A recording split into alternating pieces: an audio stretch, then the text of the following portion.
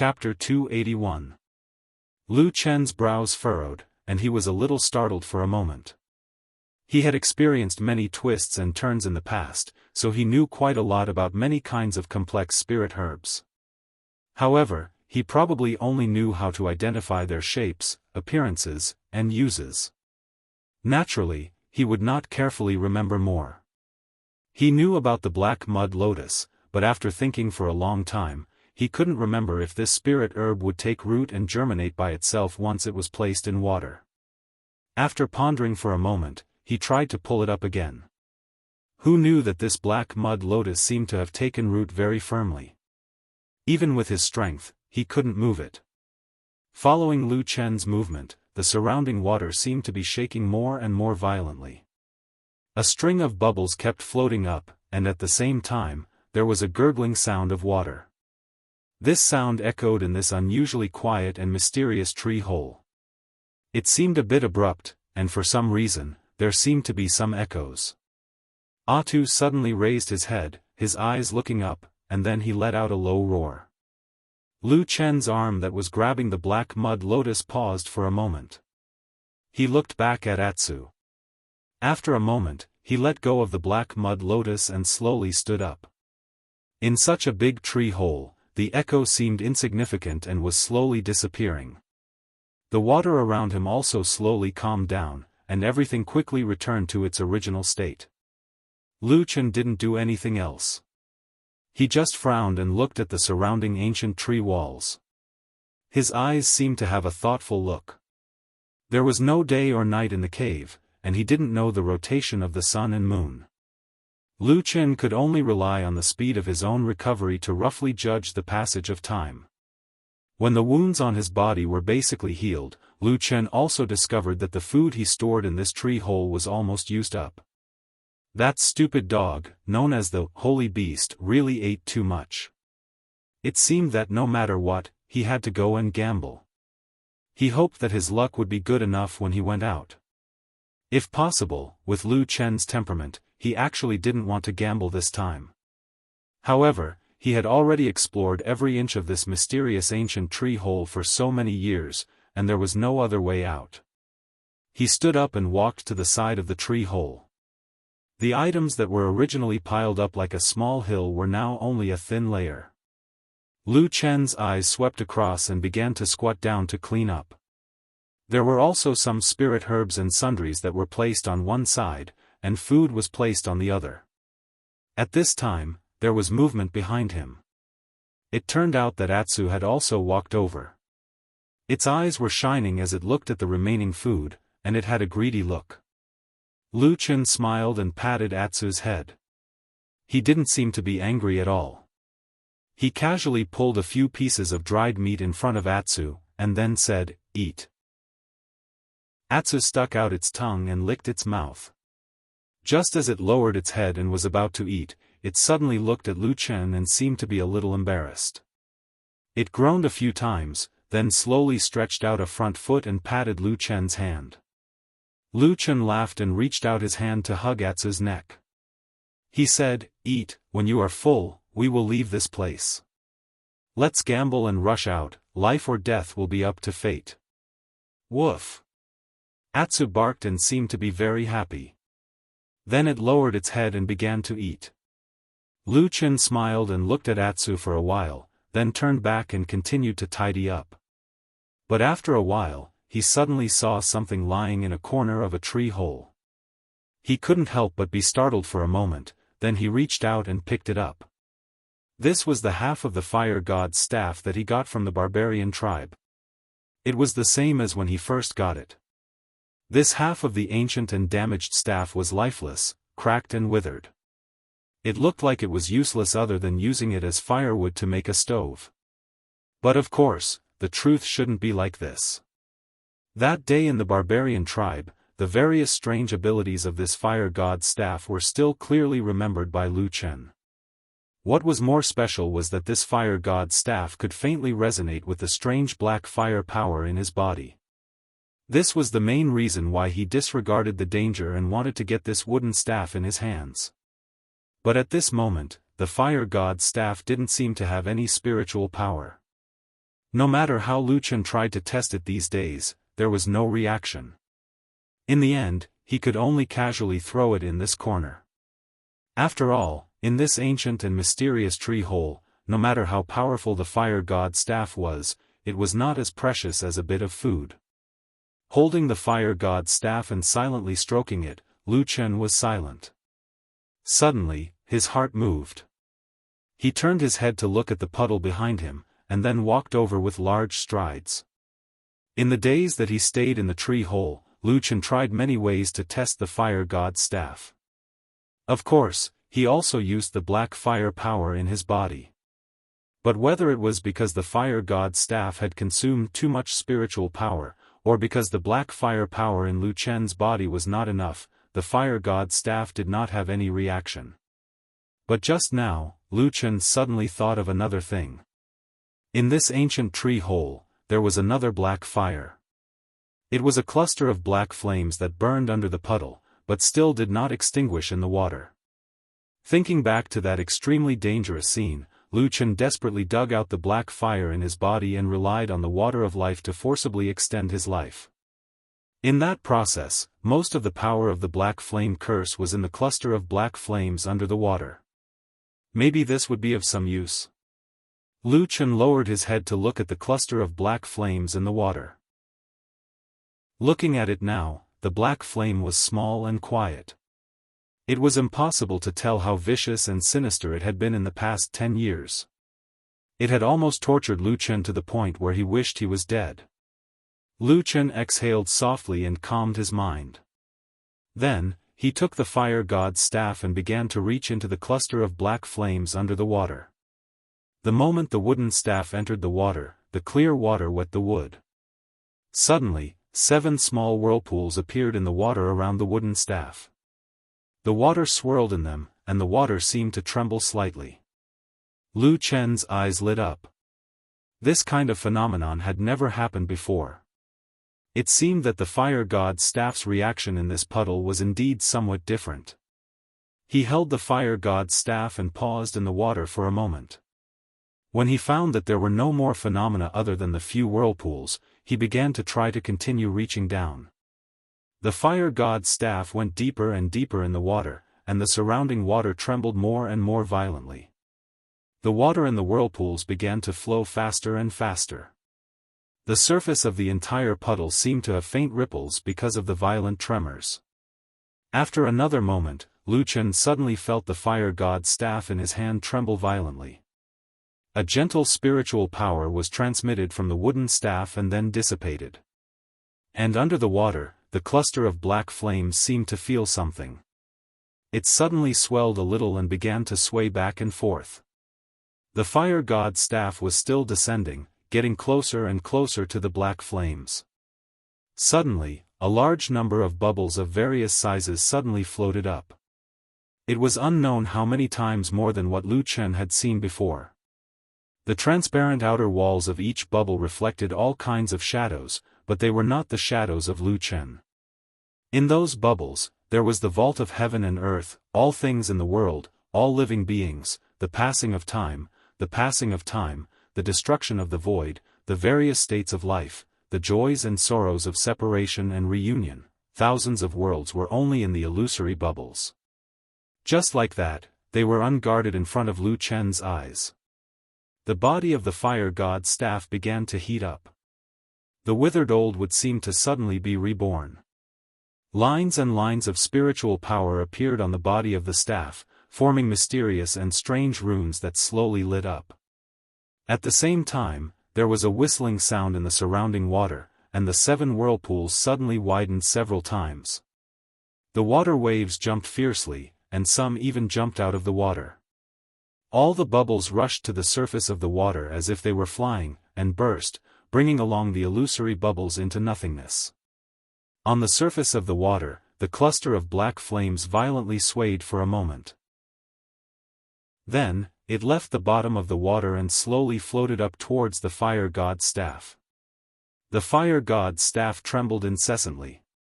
It was as if it was extremely excited, welcoming the power that it had long desired. Like a clap of thunder in the silence, like a roar in the underworld, the dark eyes suddenly looked back from the depths of time, passing through the years, reaching the other shore, and landing on him. The black flames, lit up in Lu Chen's eyes, burning fiercely. At that moment, the black flames in the water finally landed on the fire god's staff. In an instant, all the totem runes on the fire god's staff lit up together. The surrounding water rumbled, and in a moment, it was as if a huge thunder roared. The entire pool of water rushed up 2 feet into the air, and then immediately fell back down. The fire god's staff trembled and whistled. It struggled free from Lu Chen's hands and floated up. It circled in the air a few times, and the black flames ignited from the tip of the fire god's staff. In the blink of an eye, it covered all the totem runes. It looked as if the entire staff was engulfed by the black flames, but it also looked as if the black flames had been reborn, burning fiercely on the ancient staff. A mysterious and vast power seemed to descend from the void, pouring into the fire god's staff. A burst of dazzling light shone, like the sun that could not be looked at directly. Lu Chen covered his eyes with his hands and took a step back. Then, he felt that the light gradually calmed down, and the majestic and terrifying power in the surroundings also gradually calmed down. The fire god's staff in the air gradually calmed down, and the totem runes slowly disappeared. But at this moment, the fire god's staff no longer looked withered. The entire staff looked smooth and tough. In other words, the fire god's staff seemed to be more like a legendary divine treasure.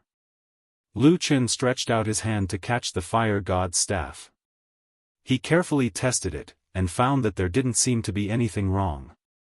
After a moment of silence, he tried waving it twice, but there was no reaction. Could it be that after making such a big commotion just now, it only became a slightly better-looking wooden staff? Lu Chen scratched his head. After thinking for a moment, he tried to circulate the power of the black flames in his body. Sure enough, there was a reaction. The totem on the fire god's staff quickly lit up, but it seemed that it was just like that. When the power of the black flame stimulated it, the fire god's staff also lit up at the same time.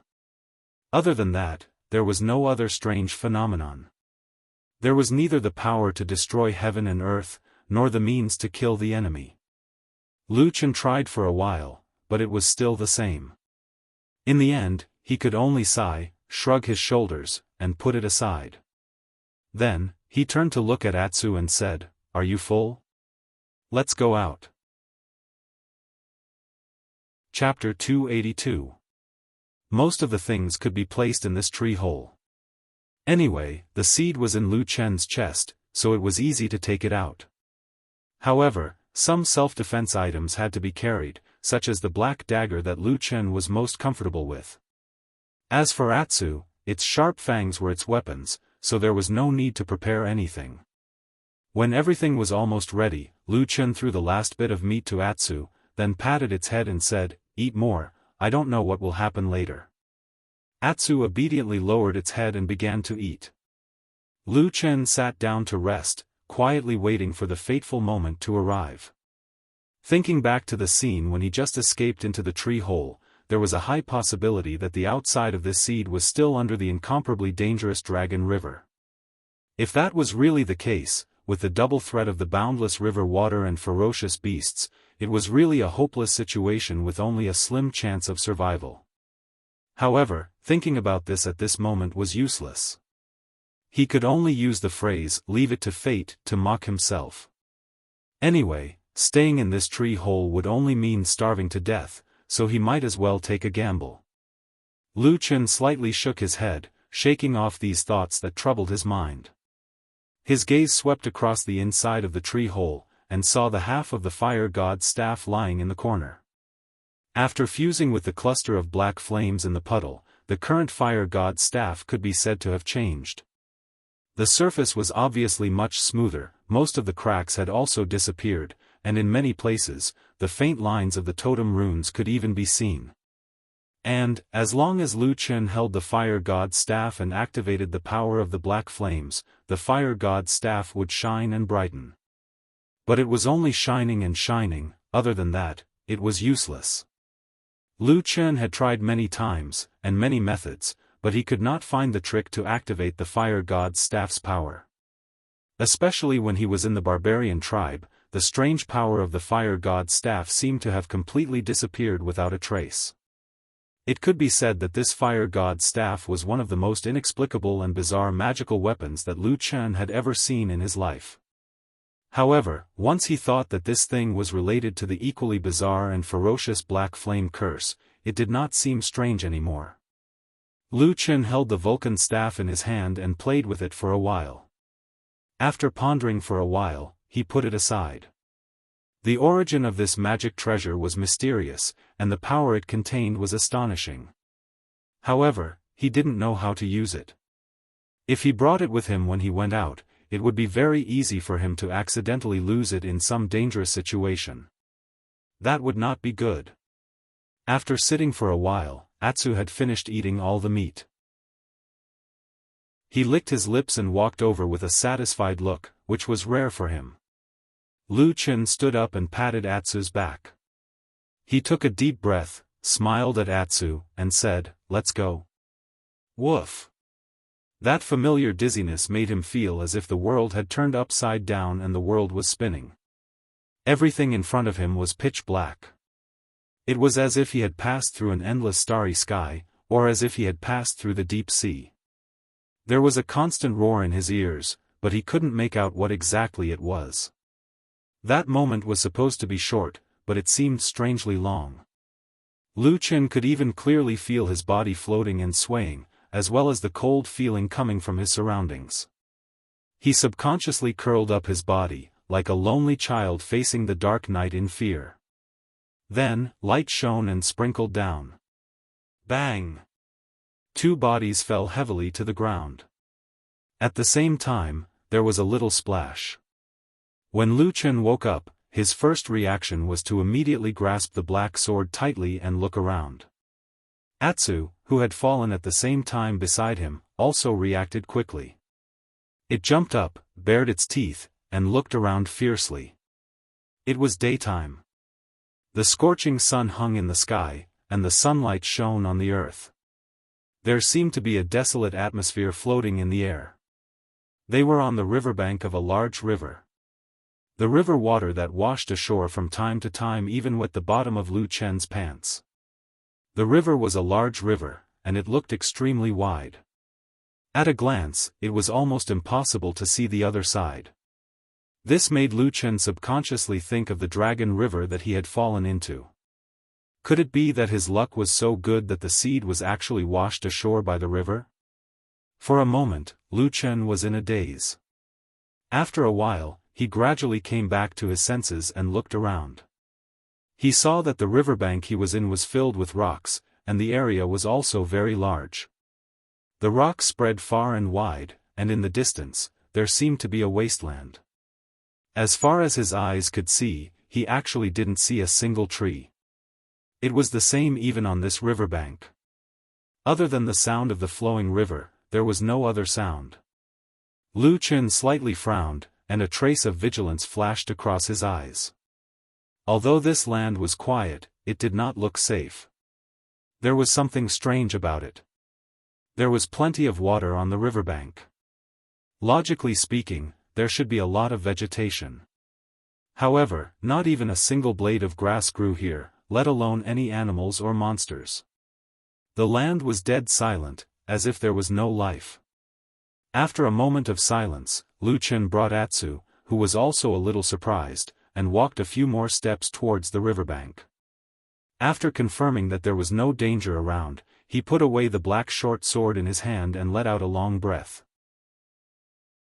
Although this land still looked a little strange, no matter what, being able to stand on this land safely was already many times better than the terrible situation that he had expected before he came out. Now that he was temporarily safe, the next thing he had to do was to determine where he was. However, this was where Lu Chen ran into trouble. Apart from the fact that he could roughly determine that the river next to him was the Dragon River, Lu Chen had never heard of this desolate land. He did not know how far the seed had been washed away by the river during this period of time. Although the Dragon River was the boundary river in the central region of the Land of Chaos, in reality, the river still flowed into an unknown place in the depths of the Land of Chaos. Lu Chen faintly felt that he was currently somewhere in the central region of the Land of Chaos. After pondering for a while, Lu Chen finally decided to walk around. At the very least, he had to take a look before deciding. Although this place was full of danger, the good thing was that after surviving this calamity, his pursuers probably wouldn't be able to catch up to him for a while. Because the river bank, or rather, the wasteland behind the rocky beach, looked shockingly vast, almost like a large piece of barren land, Lu Chen didn't dare to rashly enter. Instead, he walked along the direction of the river to see if he could find any clues.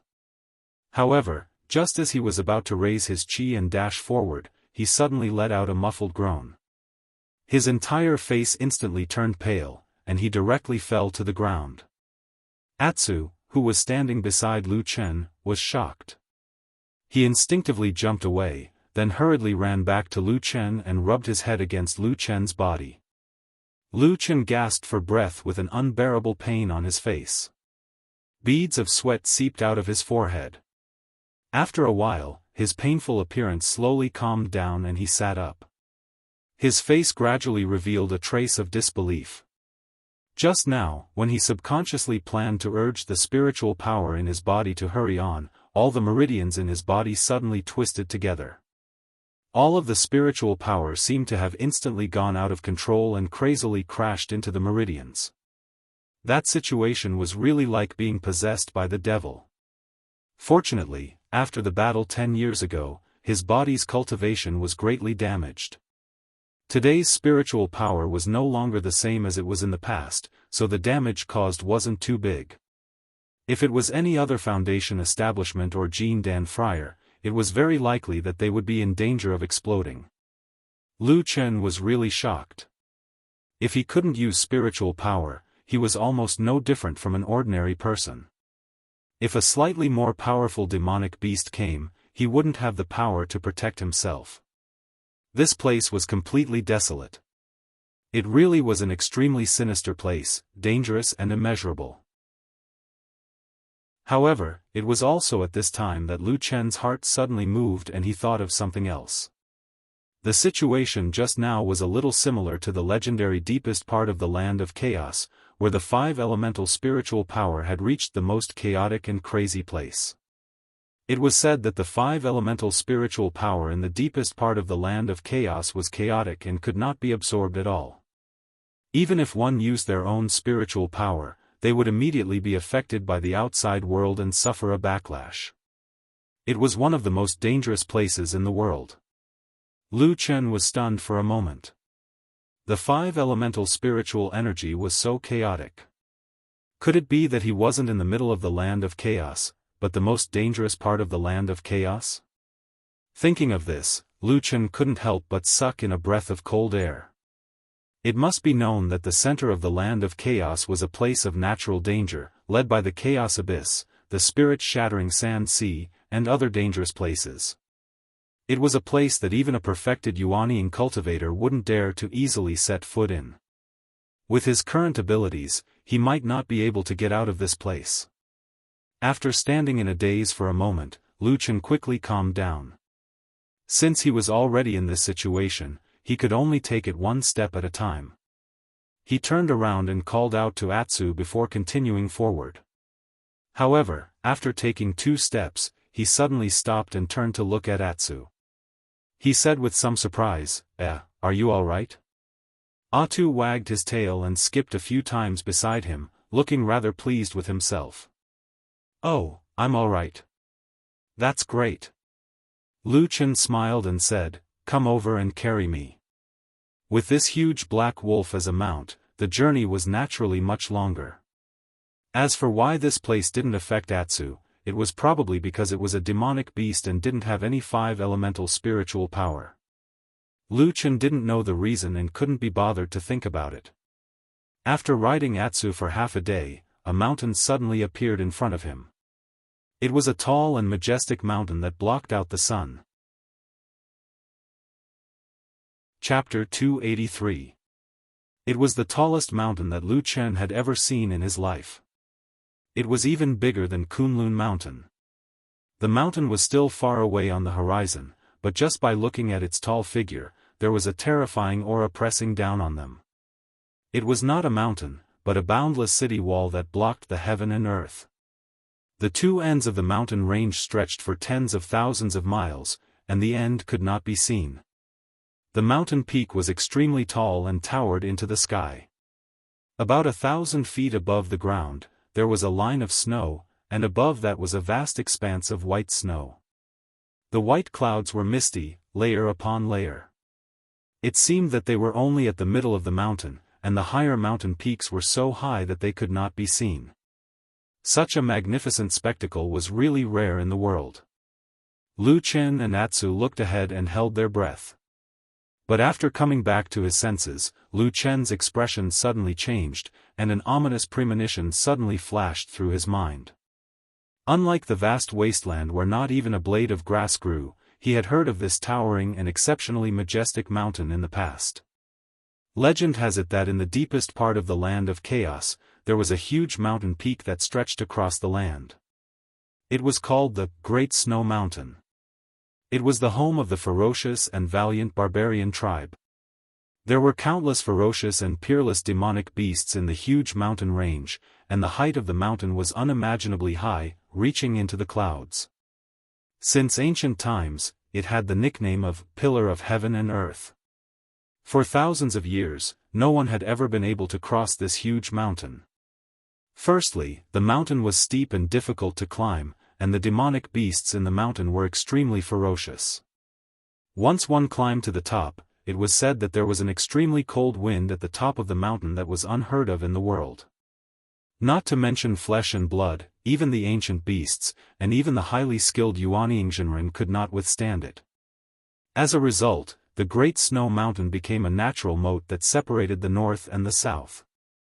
The only exception was that after a long period of time, there would be an earth-shattering change on the Great Snow Mountain, and then the beasts would go quiet, the wind and snow would stop, and a road would appear. In the great battle between the humans and the berserkers in the past, the berserkers had seized that chance to attack the north en masse. In the end, they had suffered a crushing defeat.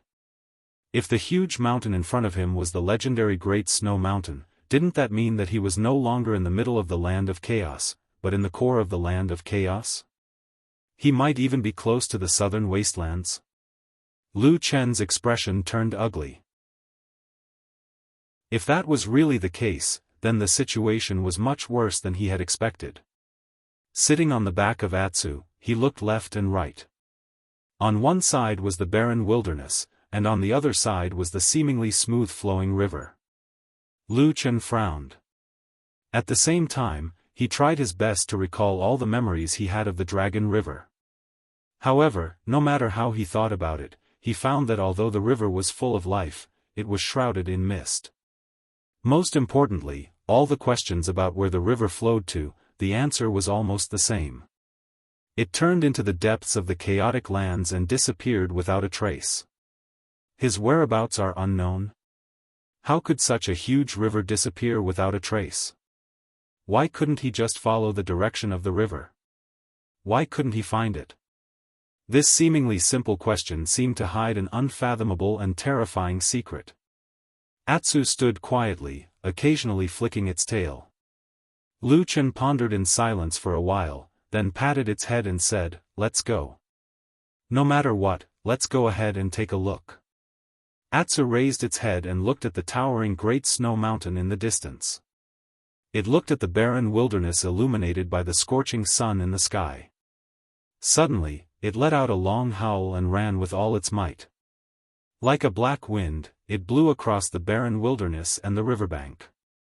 Countless rocks swept past them and disappeared from sight. This run lasted for a very long time. The river was frighteningly long. When the sky darkened, Lu Chen estimated that they had run for at least 100 or 200 kilometers, but the river did not seem to have changed. The scenery in front of them also did not change. It was still a stretch of desolation. This was the result of Atsu's extraordinary endurance after it had advanced to the holy beast rank. If it were any other demon beast, it would have collapsed from exhaustion. At dusk, Lu Chen and Atsu stopped and prepared to spend the night on this frighteningly large riverbank. The situation in front of him was very strange. Logically speaking, if he was really near the Great Snow Mountain, then there should be even more dangerous demonic beasts hibernating in the land of chaos. But after running for such a long time, Lu Chen had not encountered a single demonic beast. It was also very strange. Although it was a good thing that they did not encounter the threat of demon beasts, there was another problem. There was no food. This riverbank wasteland was too desolate. Not even a blade of grass grew. Lu Chen and Atsu could not possibly live on rocks. However, Lu Chen and Atsu really ran over to look at some of the big and small rocks on the ground. But this place was really desolate. Other than rocks, there was only wasteland. There was not even a small worm. Fortunately, heaven never bars one's way. Although the riverbank was desolate, at least there was a big river next to it, right? Lu Chen thought of several methods and used almost all the means available to him. Finally, he caught a few fish from the water of the river. The fish in this river were also very different from the fish that Lu Chen had seen in the past. They were almost all different species that he had never seen before. Moreover, they were very fierce and aggressive. Lu Chen and Atsu were almost bitten. But it was also in the process of fishing that Lu Chen unexpectedly discovered that although he could not use his 5 elemental spiritual energy and various means, the power of the black fire seemed to be completely unaffected by the chaotic 5 elemental spiritual energy in this area. He could use it freely. It was also because of this that he was able to catch those big fish in the end. However, when Atsu ate the fish, it looked like it was in pain. From time to time, it would look at Lu Chen with some complaints. Lu Chen stared at the stupid dog and said, "It's good enough that you have something to eat. Isn't the meat a little sour? It's fine." That night, the riverbank was very dark and very cold.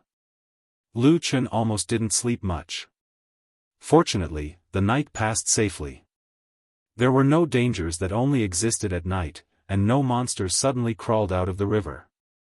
After dawn, Lu Chen and Atsu continued to move forward. However, after running, Lu Chen quickly felt that today's Atsu was obviously faster than yesterday. At the same time, its body was stronger. Was it the result of eating the fish in the river? A few days ago, when they were hiding in the mysterious tree hole, Lu Chen basically gave Atsu ordinary meat. There was no essence or spiritual energy to speak of. As for the fish that lived in the river, it should be a kind of monster. This stupid dog was really picky. If he didn't give it good food, it wouldn't work. On this day, Atsu's speed was much faster than yesterday. When it was almost noon, the desolate and lifeless scenery that had always been the same finally changed. The first person to notice something wrong was Lu Chen. He saw that the river that had been flowing smoothly suddenly began to become a little turbulent.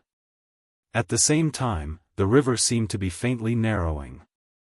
As they continued forward, a rumbling sound suddenly came from the originally quiet wilderness. It was like a thunderclap, like a landslide, and also like a torrent crashing against a hard rock. It made one's heart skip a beat. This time, without waiting for Lu Chen to call, Atsu first slowed down and looked forward. Lu Chen's face was a little dignified. He jumped down from the back of Atsu and looked into the distance. There seemed to be a vague black slowly wriggling in the distance. All the sounds came from that direction, and the river next to him was also flowing in that direction. It seemed that he finally found a result. Lu Chen narrowed his eyes slightly, looked at the darkness in front of him, and then suddenly patted Atsu's head and whispered, "You stay here, I will go and take a look." After saying that, he walked forward. When stepping on the uneven stone beach, Lu Chen suddenly found that there were some black marks on the surface of many stones under his feet. He paused for a moment, squatted down beside a stone with a black mark, and then found that it seemed to be traces of burning. When he stood up, He soon found that the stone beach he was standing on at the moment was almost full of such stones with black marks, and there were countless of them everywhere, covering an astonishingly large area. But, on this barren and desolate river beach, how could there be such a huge sea of fire burning? Things were getting more and more strange, and Lu Chen's pupils also slightly contracted. However, after a moment, he still continued to walk forward. However, after he had taken 3 to 5 steps, he suddenly heard a commotion behind him. When he turned around to look, he saw that Atu had finally caught up to him and walked to his side. Lu Chen was startled, and then he showed a trace of a smile. He didn't say anything, just patted its back, and then one person and one dog continued to walk forward. After walking for a while, the darkness in front of him began to gradually become clear, and the river around him flowed more and more rapidly. The sound of the water was intense like thunder. When they continued to walk forward, an unimaginably huge pit, or a huge cave suddenly appeared in front of Lu Chen's eyes. At this point, the river suddenly made a loud noise, and countless streams of water rushed into the air, then turned into an unimaginably huge waterfall, flew straight down, and fell into the abyss. Yes, this was a dark abyss, a huge and bottomless abyss.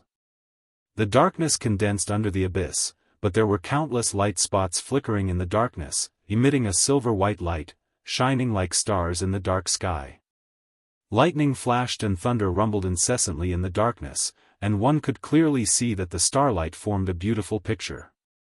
The darkness was like a tidal wave, floating and sinking in the abyss, forming a strange scene. When Lu Chen stood at the edge of this abyss, he looked like an insignificant ant, looking at the unimaginable miracle in this world in shock. Chapter 284. The abundant and surging water of the river turned into a huge waterfall, plunging straight into the darkness, and then disappeared without a trace. From afar, it looked like a white jade belt hanging in the night. Standing next to this black and huge abyss, it was as if the sky and earth had been turned upside down. The night sky was below, and the earth was above. The darkness and the strange, starlight and white light formed a strange scene, and it was not static. Like clouds flowing, everything in the abyss seemed to be rotating, just like the vast and boundless galaxy in the sky had produced a terrifying vortex, as if it was going to devour everything in this world. Lightning flashed, twisting and passing through the black, cloudy galaxy, and there were bursts of low but majestic thunder from the depths of the abyss from time to time. Occasionally, when two blazing and dazzling lightning collided, it suddenly burst out an unimaginably dazzling light, illuminating the deep, night sky, but then it quickly dimmed, and then was swallowed by an even larger wave of darkness.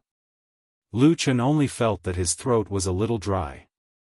He stared blankly at the strange scenery below, which was almost beyond human imagination, and was shocked by this huge and incredible scene. Just as Lu Chen was lost in thought, he suddenly heard a few hurried roars from beside him. Immediately after, he felt a grip on his wrist, and a sharp pain accompanied by a great force that pulled him backwards abruptly came over. Lu Chen let out a pained groan, and his body jolted awake. He saw that Atu had opened his mouth for some unknown reason, and was biting his hand with all his might, trying to drag it backwards. He was shocked and angry, and just when he was about to scold, his body suddenly trembled, and he found that he had already walked to the edge of the abyss, and half of his foot was already hanging outside. If he took half a step forward, he would directly fall into this mysterious and terrible abyss. It turned out that just now, unknowingly, he seemed to have lost his consciousness. If it were not for Atsu, who was still awake and pulled him back, the consequences would be unimaginable. Lu Chen hurriedly retracted his foot, which was already halfway into the abyss, and took a few steps back. His face was a little pale, and he was gasping for breath. At the same time, he was horrified. This mysterious abyss seemed to have a strange power that could make people walk into a trap. It was really creepy. After a while, Lu Chen calmed down a little, but he didn't dare to look at this strange abyss anymore. He turned around and touched the head of Atsu, who was standing beside him. Just when he was about to speak, he suddenly saw the huge mountain in the distance. His body trembled again. In that instant, he suddenly knew where this place was. Under the Great Snow Mountain, in the Chaos Abyss. The Great Snow Mountain, the Primal Chaos Abyss, and the Shattered Spirit Sand Sea. These three places were the most dangerous and terrifying core areas of the Land of Chaos. When he and Atsu hid in the mysterious tree hole, the river water of the Dragon River had actually washed the seed all the way to the deepest part of the Land of Chaos. Even in the flourishing cultivation world of the human race, it had been many years since anyone had come close to the core areas of the Land of Chaos. These most dangerous places in the world seemed to have become legends. This result far exceeded Lu Chen's initial plans. One had to know that he had only wanted to take the risk to enter the central area of the Land of Chaos. After standing in place for a while, Lu Chen shook his head and sighed helplessly. He glanced at Atsu and found that Atsu was also looking at him with concern, as if worried that this man had been scared silly. "All right, at least we are still alive," Lu Chen said to Atsu in a self-deprecating manner and shrugged his shoulders. No matter what, standing so close to the Primal Chaos Abyss, one of the three most dangerous places in the Land of Chaos, was not a pleasant thing, even if it seemed like nothing had happened for the time being. "Let's go and take a look at the other places," Lu Chen said to Atsu and turned to leave. Atsu was just about to follow when all of a sudden, the black wolf's fur stood on end and it bared its fangs. It let out a ferocious growl once again, as if it had seen a terrifying beast, revealing a look of terror. Lu Chen was shocked. Just as he was about to comfort Atsu, he suddenly felt the ground beneath his feet shake violently. Then, several earth-shattering claps of thunder rang out from the Primal Chaos Abyss. Lu Chen turned to look in the direction of the sound and saw that the river in the distance, which had already become turbulent, suddenly began to twist and ripple. In the huge abyss, black waves surged violently, each wave higher than the one before. Lightning was swimming around crazily. Rays of starlight shone brightly. The darkness was full and surging. The dark vortex spun faster and faster. Suddenly, there was a moment when everything stopped. Heaven and earth held their breath and all things froze. All of a sudden, a loud noise that seemed to tear the sky and shatter the vault of heaven rang out from the abyss of chaos. A dark torrent rushed straight up to the sky from the depths of the whirlpool. All the clouds and mist were scattered in front of this terrible dark torrent. They could only stare at this strange scene that pierced through the sky. The clouds in the sky changed color. After a while, the giant black pillar gradually shrunk and disappeared. The Primal Chaos Abyss slowly regained its calm. Lu Chen was shocked. Suddenly, he saw a small black dot appear in the sky. The black dot fell from the sky at a very fast speed. It gradually became bigger and bigger in his sight. It turned out to be a fist-sized black stone burning with flames. With an astonishing whistling sound, it fell from the sky. After a while, it smashed heavily on the ground hundreds of feet away from Lu Chen and Atsu, making a deafening roar. The ground trembled, and the black fire burned high into the sky. The ground was immediately scorched black. At the same time, sand and stones flew. Obviously, the force of the impact was astonishing. Lu Chen looked at the burning flames and the big pit on the ground. Suddenly, his face changed. At that moment, he suddenly thought of the black marks left on the ground. "Go!" He suddenly let out an angry roar, flipped over and jumped onto Atsu's back, hugged its neck and shouted, "Run!" Atsu seemed to have sensed something. It let out a long roar and rushed out with all its might. At the same time, in the boundless sky, a second black dot appeared, then a third, a fourth. More and more, until it was impossible to count. The entire sky was filled with black falling rocks, carrying with them endless flames and terrifying whistling sounds as they fell to the ground. Atsu roared and ran. Its body was as agile as lightning. It jumped and weaved, and even the rocks of different heights couldn't stop it. But soon, the burning black stones that fell from the sky began to hit the ground. At first, it was 1 or 2 stones. Soon, it was too much for the eyes to take in. The roar was deafening. The sound of explosions and the trembling of the ground were endless. The burning flames began to spread across the land. Every falling boulder would cause a sea of fire and a large amount of sand and dust.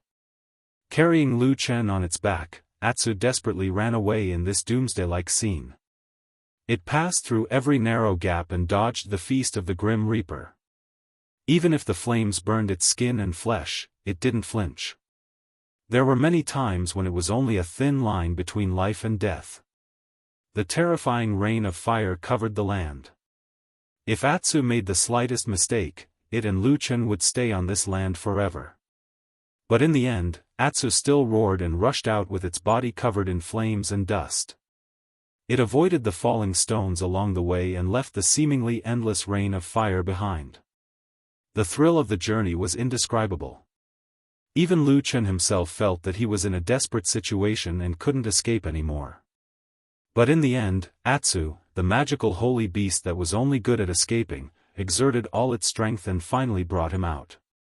When the rain of fire subsided and the world became peaceful again, Lu Chen and Atsu stood at the edge of the land that had become a sea of fire. When they looked back, they were both speechless. At this moment, their bodies were all gray and black. Lu Chen's clothes and Atsu's fur were torn and burned in many places.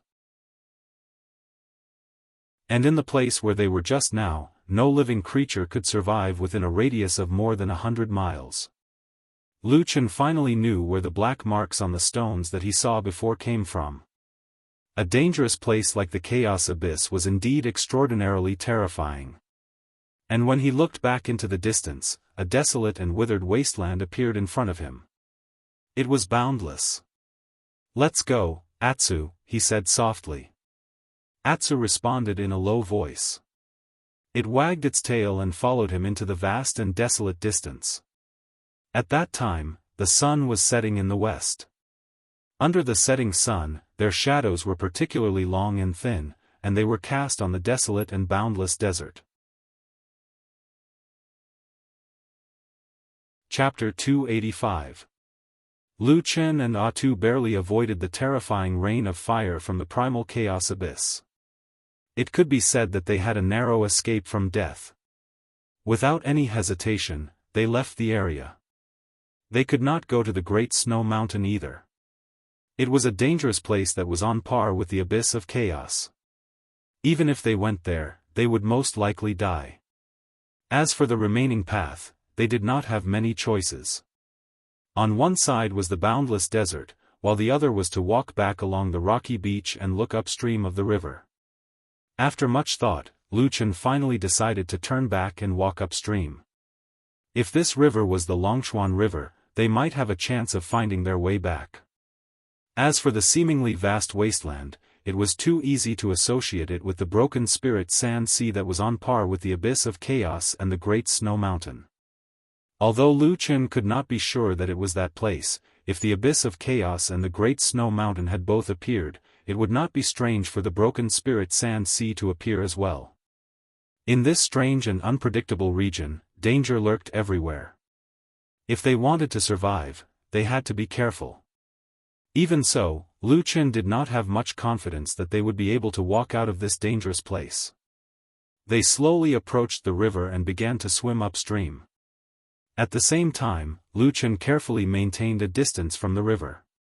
He would only approach the river when he needed to feed on the fish in the river. Just like that, they walked for a few days without encountering any accidents. Although this was a good thing, Lu Chen still felt a little strange. It was hard to say if he had not been to the Great Snow Mountain, but the abyss of chaos that he had seen was an incomparably strange and dangerous place. It was very much in line with the legendary core zone of the disorienting lands. However, the legends also said that the disorienting lands was dangerous to the point where danger lurks every 3 steps and danger every 5 steps. Not to mention ordinary people, even Yuanyingzhenren would have to be on high alert to deal with it. However, he had been walking here for a few days without encountering any danger. This was a little strange. Something did not seem right. During this period of time, he was suddenly in this dangerous place. Naturally, it was because when he hid in the seed, he was somehow swept here by the river. Lu Chen originally thought that he would be able to find some clues to return after walking upstream for a few days, but now he realized that he might have been wrong. Although he didn't remember staying in that mysterious tree hole for too long, at least with the gluttonous Atsu around, the food wouldn't last that long. But now, after walking for several days, Lu Chen found that the surrounding scenery did not seem to have changed at all. It was still a river and a desolate plain. Come to think of it, it was probably only when it was at the bottom of the Dragon River that the tiny seed was instantly washed far away by the rapid currents. That was how it managed to arrive at the abyss of chaos in this period of time. With this uncertain guess, Lu Chen and Atsu walked for a few more days. About 9 days after they left the abyss of chaos, they finally noticed something unusual. There was no change in the surging river, nor in the vast wilderness. However, in a patch of yellow sand ahead, Lu Chen saw a corpse that had decayed beyond recognition. The skeleton buried in the yellow sand looked a little scary, but after discovering it, Lu Chen's spirits were lifted and he was very happy. No matter what, the appearance of a skeleton meant that someone had been here before. To him, this was equivalent to a timely piece of news. The skeleton was extremely decayed, and most of it had been weathered into sand. Even the sturdiest skull had decayed in many places. However, after careful observation, Lu Chen quickly frowned and a strange look flashed across his eyes. This skeleton that had died at an unknown time looked like a human, but Lu Chen saw a broken fang near the jaw. He was shocked because it was impossible for a human to have this. This dead person was a barbarian. Atsu walked to Lu Chen's side and raised its head to look at him. Lu Chen straightened his body. After a moment of silence, he said to Atsu in a low voice, let's go forward and take a look. I hope my guess is wrong." At this moment, Lu Chen was guessing in his heart. He did not say anything, and Atsu had no way to ask. Of course, although Atsu was now a holy beast, it still did not know the human language, so it could not ask. The two of them stepped over the skeleton and continued forward. The dry wind blew from the wilderness and blew up a patch of yellow sand, drowning the hideous skeleton. The discovery of this skeleton was like a watershed. From this day onwards, the direction that Lu Chen and Atsu were moving in began to change. Grass and trees began to appear on this piece of land. Although they were sparse and did not form a forest, it was clear that the situation was slowly improving. The aura of life began to thicken in this piece of land. Later, Lu Chen actually saw a small oasis formed by a small forest in the desert. There were some small animals there, but they were not demonic beasts. They looked a little strange and seemed to be very different from the creatures in the divine central continent. At the very least, some of the beasts in this place looked very weak. Lu Chen caught 2 beasts that looked similar to wild rabbits as a way to improve his and Atsu's meals. It was unknown whether it was because no one had come here for a long time, but these weak beasts did not seem to be able to resist. However, Atsu seemed to have no interest in the meat of these weak beasts. It used its mouth to pull Lu Chen's clothes and dragged him toward the river. It looked like it wanted to eat the fish in the river. Lu Chen was also helpless. In the end, he could only help it catch 2 more beasts to deal with it. After that, they continued to move forward. Lu Chen had a feeling that the change he was looking for might be right in front of him.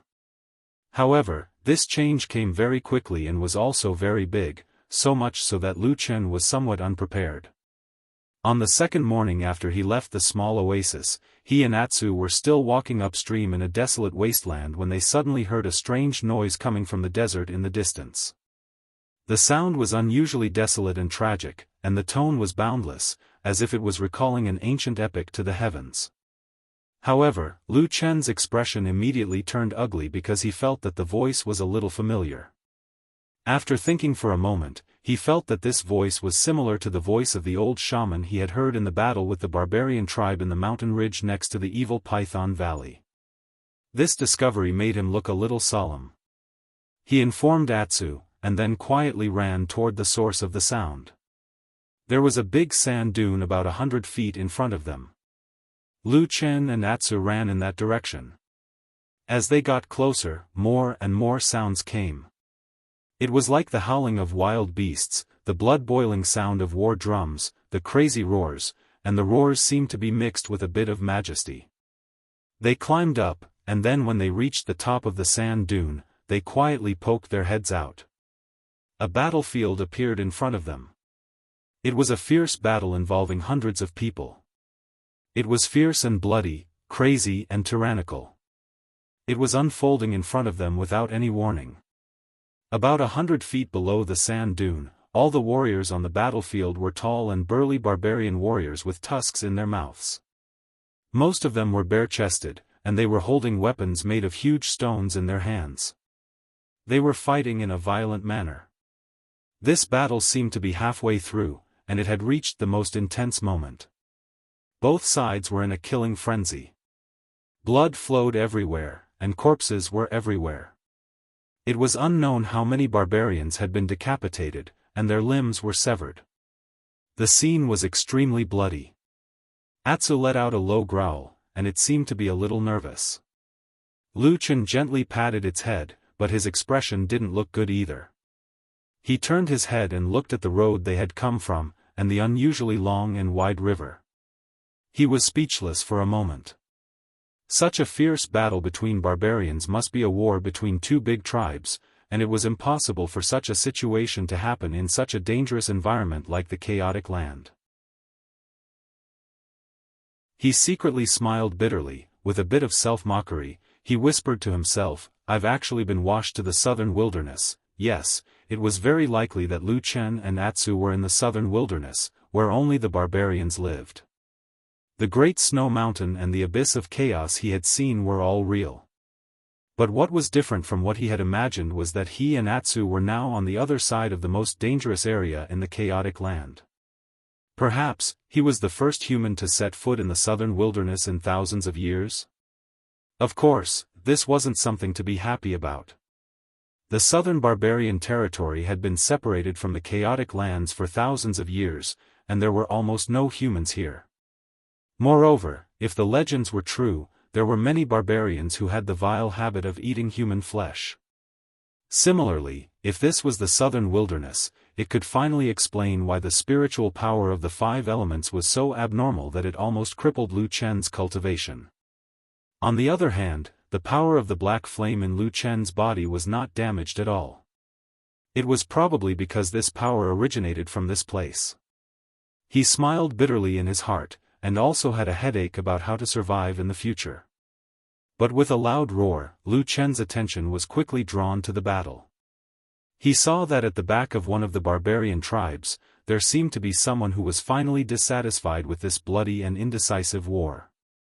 Then, a barbarian dressed in black and looking like a priest walked out. He raised his hands to the sky, and loudly chanted an incantation. After a while, a magic tool appeared in his hand, which seemed to be a piece of yellow wood. Then, as he chanted the incantation faster and faster, the yellow wood began to light up with runes, and a strong spiritual power began to fill the air. Totem power? Lu Chen's expression immediately turned solemn. This scene was very similar to that of the barbarian tribe he had seen in the disordered land. He just didn't know if the effect of this priest's spell would be the same as that of the old priests.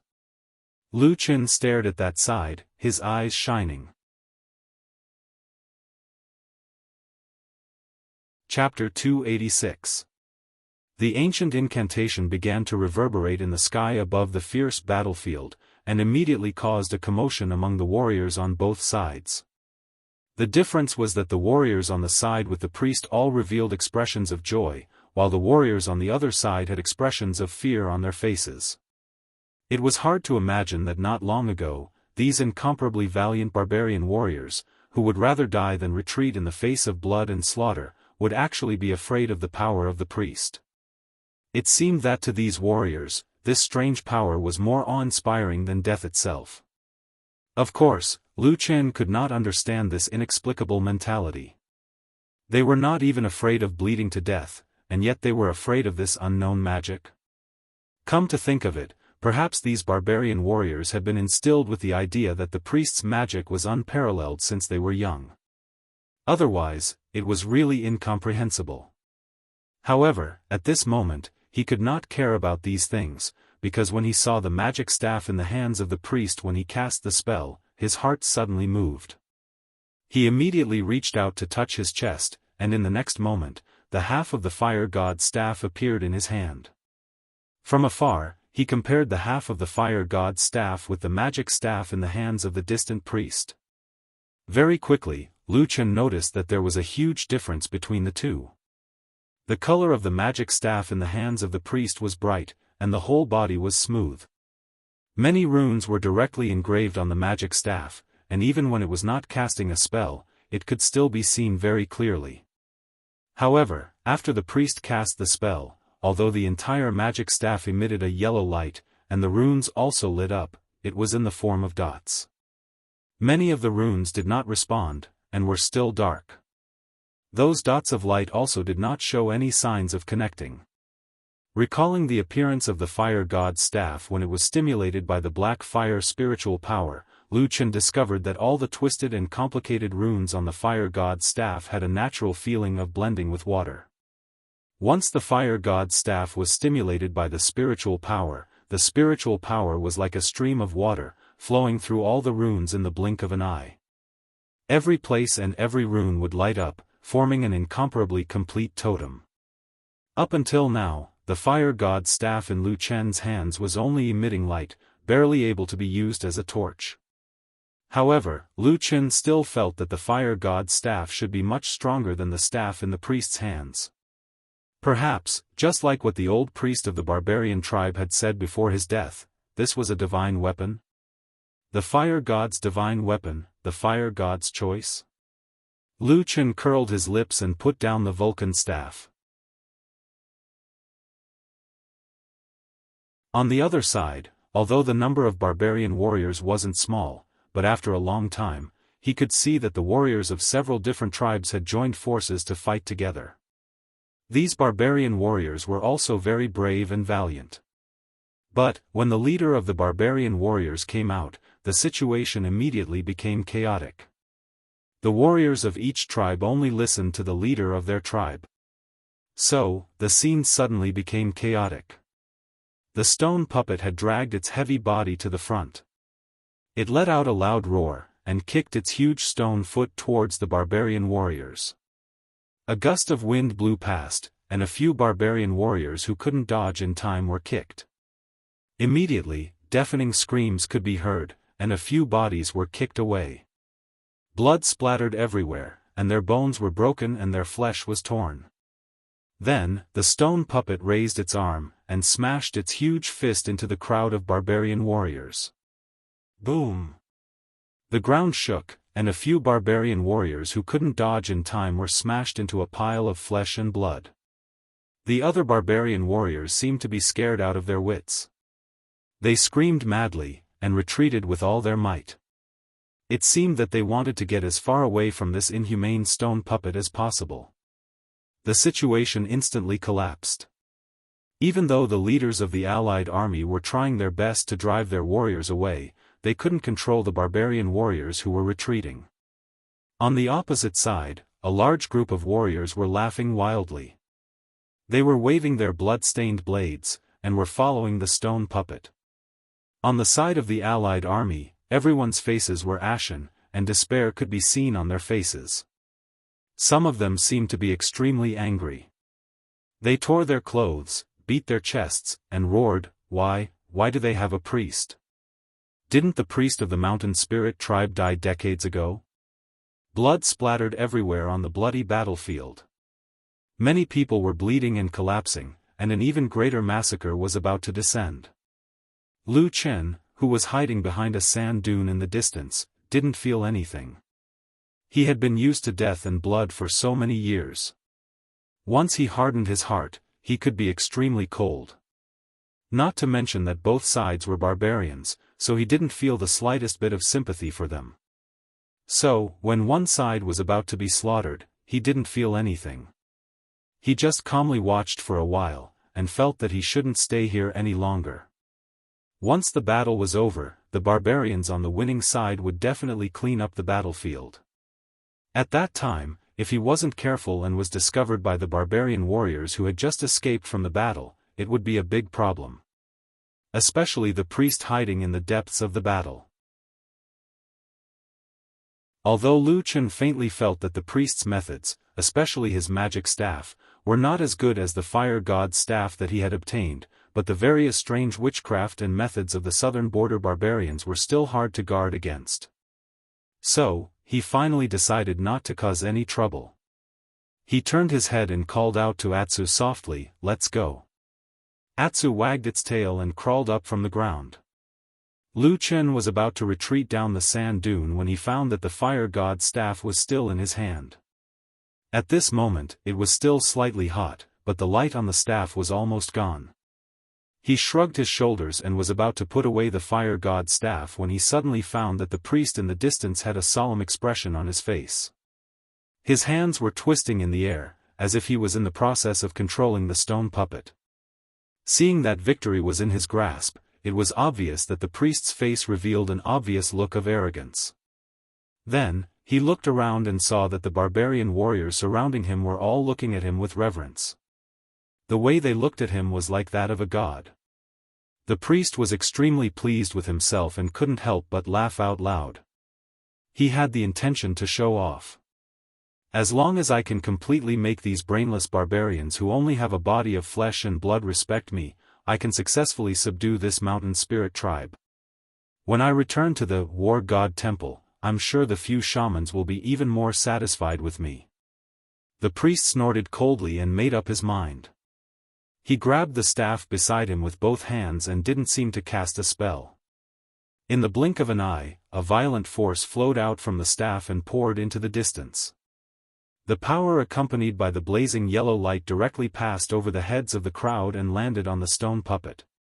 Immediately, the originally incomparably powerful stone puppet seemed to have suddenly been stimulated, and its movements actually became twice as fast as before. Even the most obvious flaw was almost fixed. With this, the stone puppet became even more of a terrifying killing machine. It swept across the battlefield and slaughtered flesh and blood. In the blink of an eye, it was about to kill its way through the enemy's formation. The priest laughed out loud and the barbarians around him cried out in surprise. Their faces were full of reverence and they looked as if they were about to kneel on the ground. It was also at this moment that the fire god's staff, which had calmed down in Lu Chen's hand, suddenly lit up. Just like a will that had been provoked again. Chapter 287. It was a sudden ray of light that rose from the fire god's staff. The entire sand dune seemed to be shrouded in this ray of light in an instant. It was majestic and turbulent, and the light was like fire, roaring loudly. Almost at the same time, all the barbarian warriors who were immersed in the bloody slaughter and life and death situation on the battlefield did not notice the abnormality on the sand dune next to the battlefield. The only one who felt it was the priest who was casting the spell with the staff in his hand. The earthy yellow staff that was at its peak state and invincible on the battlefield suddenly trembled violently. A few rays of light immediately shot back and returned to the staff, flickering non-stop, as if it was vigilant. The stone puppet in front of it seemed to have lost a part of its strength, and its speed and agility also slowed down. But even so, this terrifying and powerful stone puppet was still a terrifying existence that could not be defeated on the battlefield. The situation of the battle still did not change, and even the two sides did not feel anything wrong. At most, they thought that the priest felt that this little bit of power was enough to win, and there was no need to waste any more energy. However, at this moment, the priest's face suddenly became solemn. Just at that moment, he clearly felt a powerful origin power suddenly appear around him. This kind of pure and powerful spiritual power was something he had only seen from the few shamans in the war god temple in the past. Could it be that a powerful shaman had suddenly come here? The moment this thought surfaced in his mind, the priest's face instantly turned pale. Like the surrounding barbarian warriors who worshipped him, he was even more in awe of the few shamans who were at the peak of the barbarian race's power. He did not even dare to think of making an enemy out of them. However, very soon, the priest noticed that something was wrong. Because other than the wave of spiritual power, he did not feel the monstrous aura that seemed to be able to cover the sky and cover the sun that he was so familiar with. This discovery made the priest feel slightly relieved, and his eyes immediately swept around. After a moment, his eyes fell on the sand dune at the side of the battlefield. There seemed to be a ball of fire burning there, and the fire seemed to be enveloping the entire hill. And the wave of spiritual power that he felt before was coming from there. After seeing the fire, the priest could not help but be startled. Fire spiritual power? Didn't this power disappear from the wilderness for thousands of years? A moment later, the priest sneered and a look of understanding appeared in his eyes. Only the shamans of the barbarian tribe could master the true 5 elemental spiritual powers of gold, wood, water, fire, and earth. Priests like him could only cultivate various kinds of secondary spiritual powers, but their power was equally powerful. Thinking of this, he felt a little disgusted with the enemy hiding on the sand dune. This was to disrupt his plan to subdue the mountain spirit race. Even if the other side hadn't made a move yet, as long as they affected this area, they would become his enemy. Since it wasn't Lord Shaman, then there was nothing to be afraid of. This priest himself was an extremely talented rising star in the war god temple. If it wasn't for the fact that his background wasn't too good and he didn't have the backing of a powerful tribe, his achievements would have been much greater than what he was now. It was precisely because of this that he was even more eager to subdue a tribe for his own use. But in the barbarian wasteland, all the tribes insisted on a single belief in the power of the totem. Apart from worshipping their ancestors, the barbarian tribes only worshipped one kind of totem. For example, a tribe that worshipped a fire totem would never believe in the power of a water totem. The totem spiritual power of this priest belonged to the earth totem system of the 5 elements. He wanted to find a tribe that worshipped an earth power. Moreover, this tribe had already lost its priest, so the tribe couldn't be too weak. Otherwise, it wouldn't be able to provide him with all kinds of strong support, and it would be useless to subdue it. Therefore, subduing the mountain spirit race was something he couldn't afford to fail. Originally, he had basically controlled the morale of the mountain spirit race. In today's battle against 4 small tribes, as long as he won the battle, the mountain spirit race would be completely loyal to him. Just as he was about to succeed, an accident had occurred. This time, he couldn't back down no matter what. The priest picked up his magic staff and started to chant a mysterious incantation. His body turned half a circle, no longer facing the front of the battlefield. Instead, he looked in the direction of the sand dune. The leaders of the mountain spirit race next to the priest soon noticed that something was wrong. They raised their heads and looked at the strange fire on the sand dune. Suddenly, their faces changed. However, seeing that the priest was calm and composed, and that he was directly attacking the sand dune, they felt relieved. In this battle, the high priest had already proven his strength. A yellow light rose up like a vast and boundless wasteland. It turned into a huge fist in mid-air, and then smashed down on the sand dune. Lu Chen, who was hiding behind the sand dune, had a helpless expression on his face. According to his original intention, he did not care whether the 2 barbarians fought to the death. It had nothing to do with him. Just as he was about to leave, who would have thought that the fire god's staff would do something like this? Although Lu Chen didn't know why the barbarian priest was so decisive and didn't even hesitate to attack them, it was obvious that the priest regarded them as an enemy. The fire god's staff emitted raging flames, and the body of the staff became hotter and hotter. It seemed to be very angry. Perhaps the priest thought that the other side was bold and dared to provoke him? But even if he did provoke him, there was nothing he could do. Lu Chen was helpless against the fire god's staff that could only be used as a torch for illumination. Seeing that the other party's powerful fist was about to smash down, in a moment of desperation, he could only channel the power of the black fire in his body into the fire god's staff. The black fire flashed in his eyes. Almost at the same time, the fire god's staff shone with a strange light. All the totem runes appeared at the same time, and a pure and powerful spiritual power gushed out. It was fire. Black fire.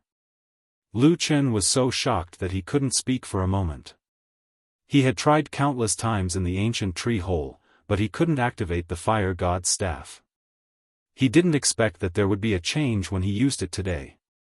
As the black flames on the Vulcan staff rose up, it immediately devoured all the original flames, turning them into dark flames. The entire sand dune seemed to darken in the blink of an eye. Then, a huge shadow appeared in midair, whistling as it flew. The giant fist of the barbarian priest smashed fiercely into the black shadow. But, it was immediately entangled by the black flames. Then, a terrifying scene occurred. The black flames started to corrode the giant fist from all directions. Then, the giant fist started to emit a low-pitched sound that sounded like the wailing of ghosts and the howling of wolves. In the blink of an eye, the entire giant fist was corroded. The last bit of light tried to escape. But, it was engulfed by the sea of black shadows. It didn't even make a sound before it disappeared. In the distance, the barbarian priest's face suddenly turned pale. He spat out a mouthful of blood. His expression changed greatly, and his eyes were filled with disbelief and fear. At that moment, he seemed to have seen a ghost. He lost his composure and shouted, devil fire, this is the power of the black fire." His voice suddenly became hoarse. A moment later, a flame suddenly emerged from his throat.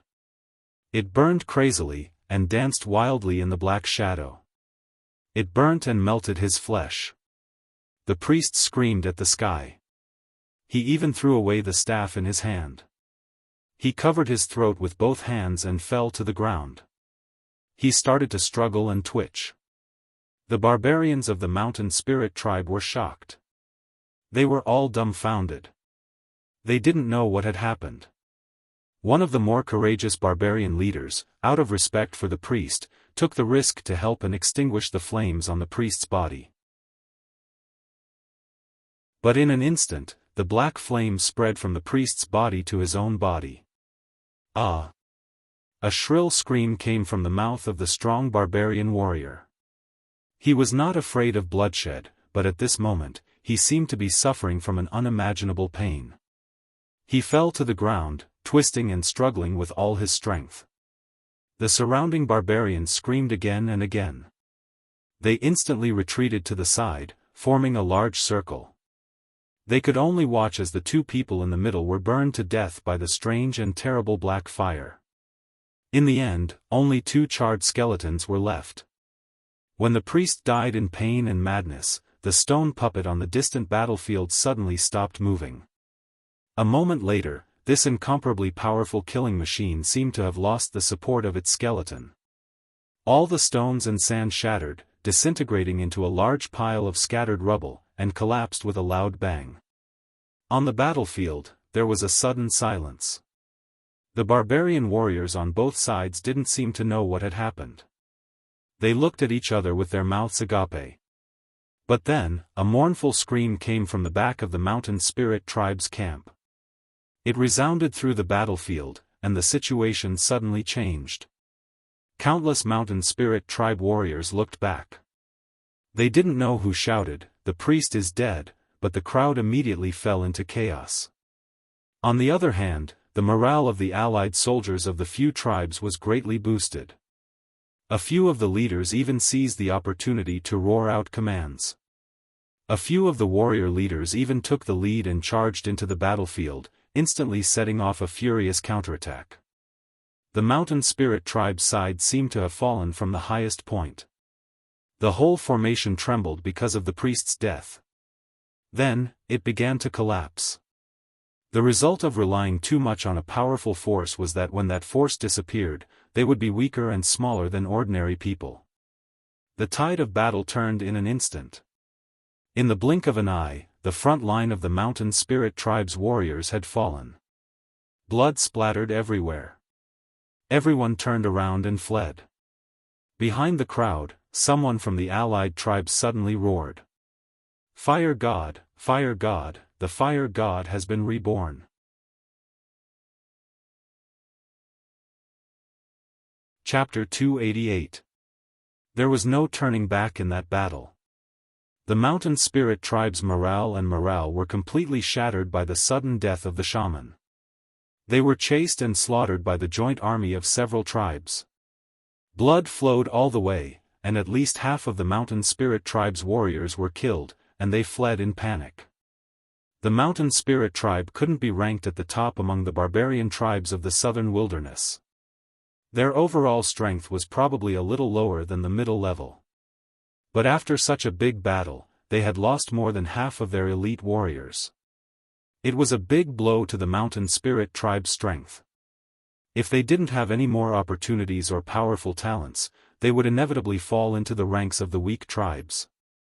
Different from the gloomy outlook of the defeated, the victors were full of excitement and joy. The armies of the few tribes chased after the mountain spirits for a long distance. The mountain spirits paid the price of more blood and human lives. After dying a bloody path, the armies of the few tribes returned triumphantly. Lu Chen, who was standing on the sand dune, wanted to leave before the fire god's staff quietened down. However, he soon discovered that he had been surrounded by the barbarian leaders and a portion of their subordinates. Lu Chen sighed and looked into the distance. He saw that the warriors in the distance were cleaning up the battlefield. There seemed to be two important things. The first was to check whether the fallen warriors were still alive. If they were comrades, they would help them back for treatment. If they were enemies of the Mountain Spirit Tribe, they would smash their heads and stomp on their chests, so that they would die a more thorough death.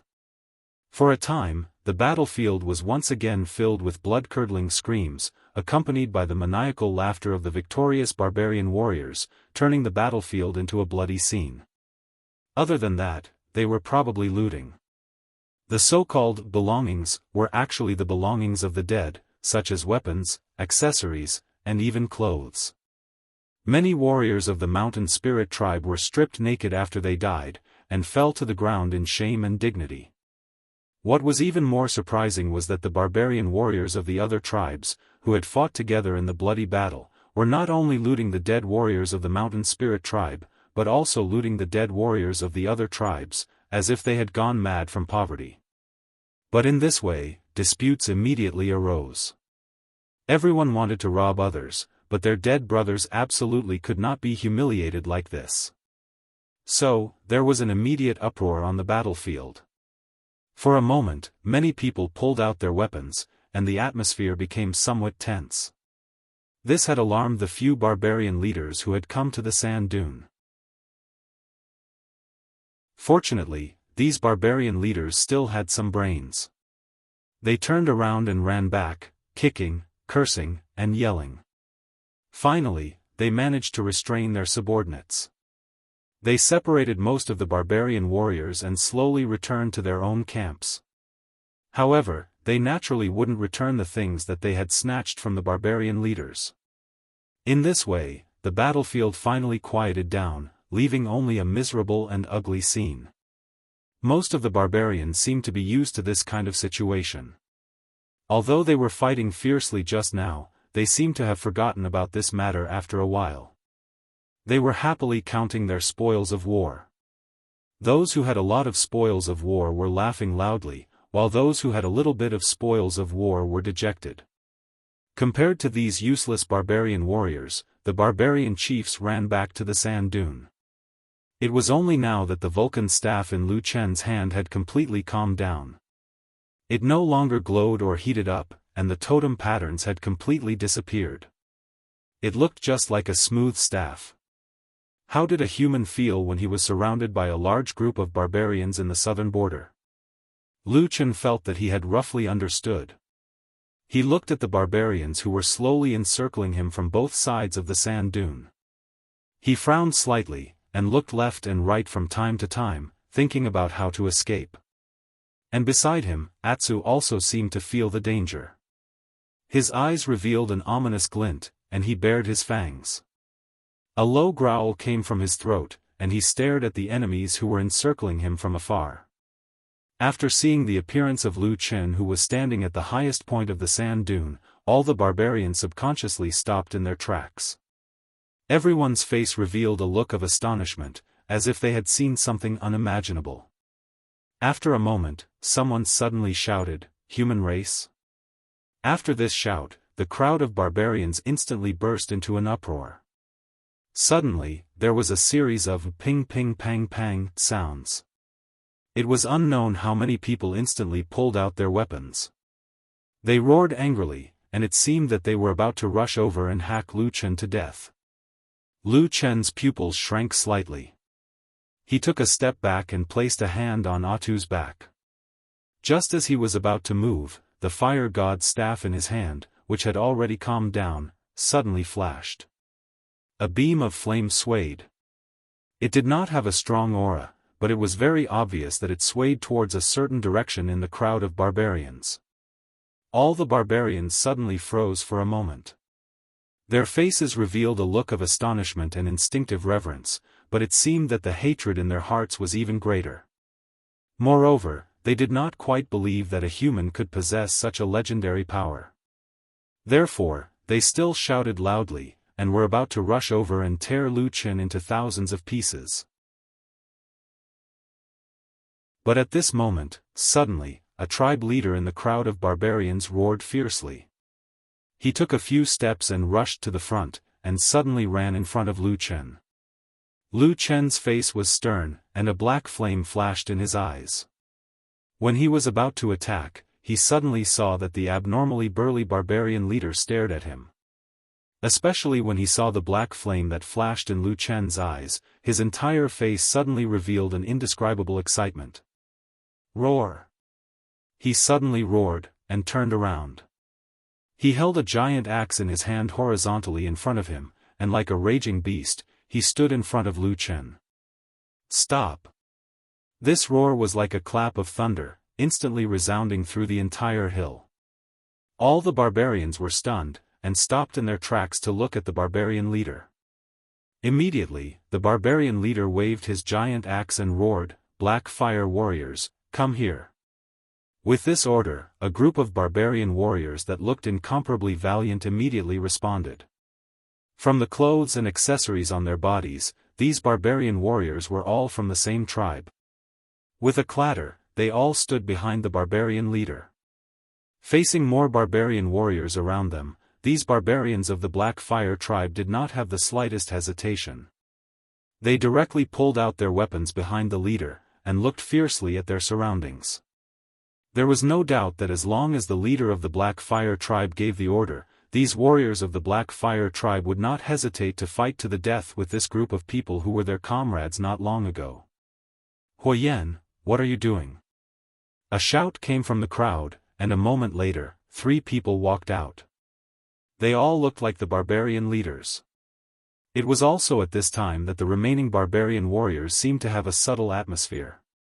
They all retreated and gathered behind their leader, and then looked at the people of the other tribes around them with vigilance.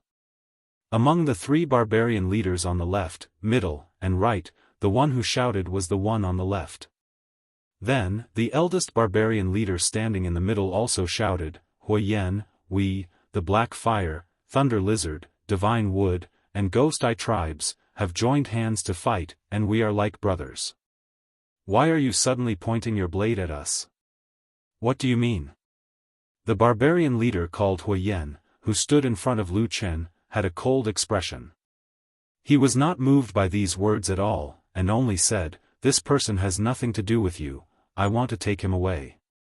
What? The barbarian warriors in the 3 tribes suddenly became restless. The leader of the Thunder Lizard tribe, who was wearing a terrifying lizard head ornament on his head, scolded, "Are you blind? That's not a barbarian, that's a human." Yes, how many years has it been since a human came to the southern border? He must be a spy, we must kill him. Have you forgotten the humiliation our ancestors suffered in the north? How many great heroic souls lost their lives in that land? They were all killed by the human race. For a moment, the emotions of the tribes were stirred up, and curses came one after another. Even the warriors of the Black Fire tribe seemed to be puzzled and doubtful. Although they still stood firmly behind their leader, Hui Yan, from time to time they would sneak glances at this leader who had suddenly become strange. Hui Yan's face was still ferocious and solemn, and it seemed that he had no intention of backing down. He slashed the giant axe in his hand in the air, and with a low roar, he looked around and said, "This is the power of the Black Fire, the sign of the resurrection of our fire god." His face was ferocious, and he glared at the three people in front of him. The killing intent in his eyes was not concealed, and he roared, "Whoever dares to touch him will have to step over the dead bodies of all the warriors of the Black Fire tribe." As soon as these words came out, the area under the sand dunes suddenly became silent. As for the warriors of the Black Fire tribe behind Hui Yan, they all seemed to have come to a sudden realization.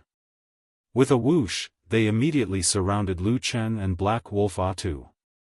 The sudden turn of events made Lu Chen a little stunned, and he couldn't come back to his senses for a while. While the warriors of the Black Fire tribe in front of him were prepared to fight to the death, many of them secretly looked back at him, as if they were full of curiosity towards Lu Chen. In front of the crowd, the leaders of the three tribes were also stunned. Soon, everyone remembered the scene that happened at the most intense moment of the battle. The rising flame power had obviously defeated the mountain spirit priest's earth spiritual power, killed the priest, and destroyed the terrifying stone puppet. This was the key to turning the tide of the battle. For a moment, everyone was silent, and many of the barbarian warriors showed a trace of awe on their faces, and even put down the weapons they had raised. But at this time, the leader of the Ghost Eye tribe, the only one among the three who hadn't spoken, suddenly said with a cold gaze, "Hui Yan, are you trying to take a priest back?"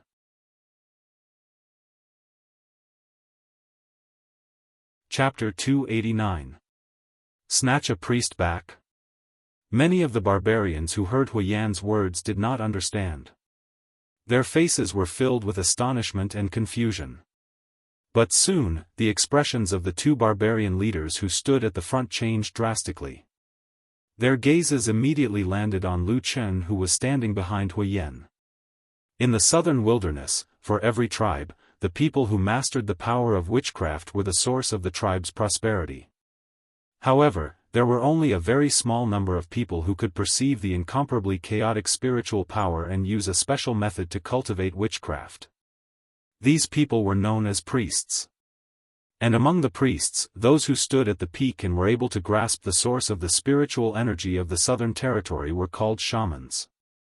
Any tribe that lost a priest would not be able to maintain its prosperity. This was not only because of the weakening of the tribe's power, but also because the priest was often the wisest person in the tribe. For many years, shamans and priests had always guided the barbarian tribes of the southern wilderness. The barbarians believed in and worshipped witchcraft, and revered shamans and priests. Without the guidance of the priest, the tribe would eventually weaken, and they would fall into a predicament in the vast and harsh wilderness. Without the guidance of the priest's witchcraft and wisdom, the only thing they could rely on was the flesh and courage of the warriors in the tribe. However, these things were extremely fragile in the face of great power. A few years ago, the mountain spirit tribe was like the other four tribes. They didn't have a priest and struggled in the lower world of the wilderness. However, once they were influenced by a priest, the strength of the mountain spirit tribe rapidly expanded. Today, they could even fight against 4 people alone. The power of worship and belief of the Black Fire tribe had indeed appeared before. After the chief Ghost Eye explained, the other 2 tribal chiefs immediately understood. But understanding was one thing, but they still looked at Lu Chen in disbelief. That was a human. In the long history of the southern wilderness, there had never been a non-barbarian priest or shaman. But, no one had ever said that the priest and shaman couldn't be a foreigner. A human was going to become a priest of the barbarian tribe? The few leaders and the barbarian warriors behind them, who were starting to understand the situation, even the barbarian warriors of the Black Fire tribe, all had their mouths wide open in shock. Lu Chen had also heard it himself. After understanding the meaning behind this matter, even though his temperament was much calmer than an ordinary person, he could not help but be greatly shocked. His gaze landed on the back of the abnormally tall and sturdy Huiyan. Obviously, this chief warrior of the Black Fire tribe had thought of all these in a short period of time. Then, he decided to use all the warriors of the Black Fire tribe to fight against the other 3 tribes without any hesitation. Even Lu Chen himself felt that it was a little inconceivable.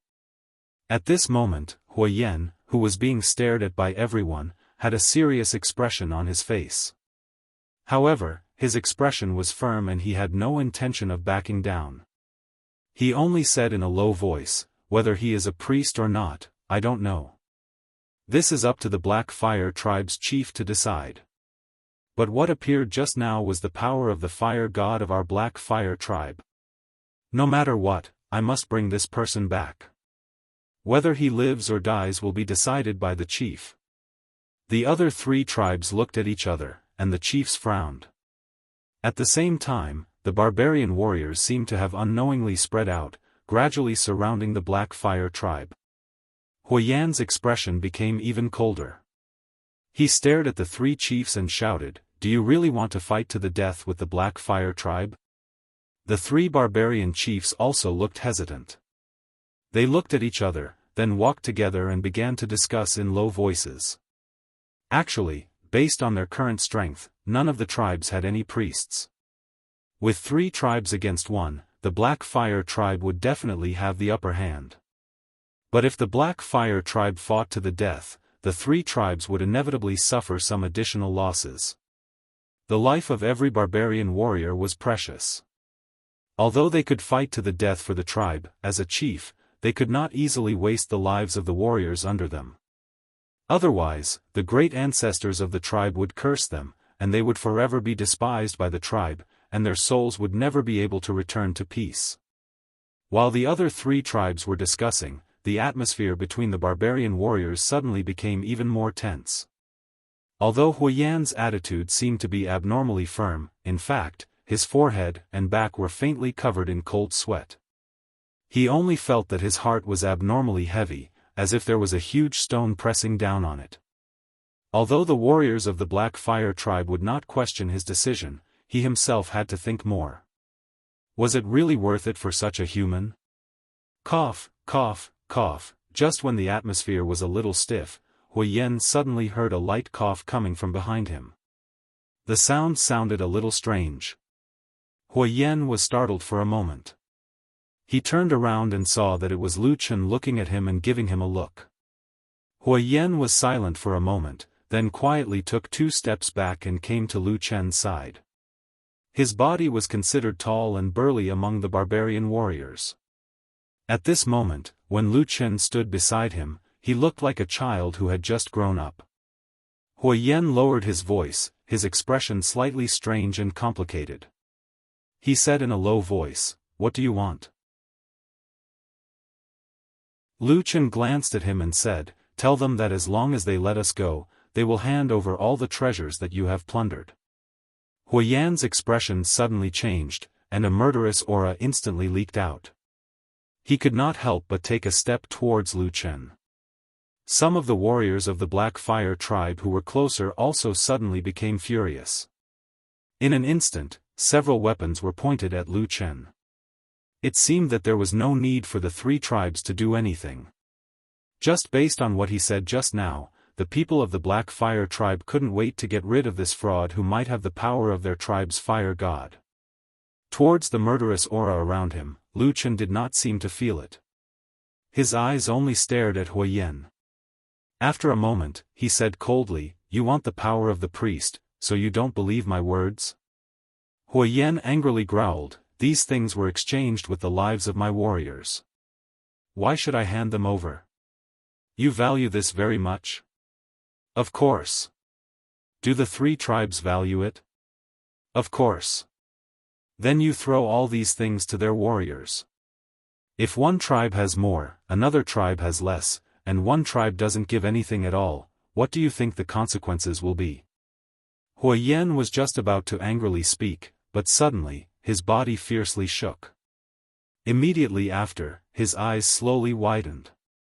Looking at Lu Chen, a trace of shock and a complicated expression appeared in his eyes. That look, it was as if he had suddenly seen a ghost. Lu Chen sighed and softly said to Huo Yan, "Do you know what the priest's power is other than witchcraft?" Huo Yan was stunned for a moment, then suddenly turned around. His entire face seemed to be on fire, burning brightly. After letting out a low roar, he shouted to the surrounding warriors, "Hand over all the things that you have just plundered."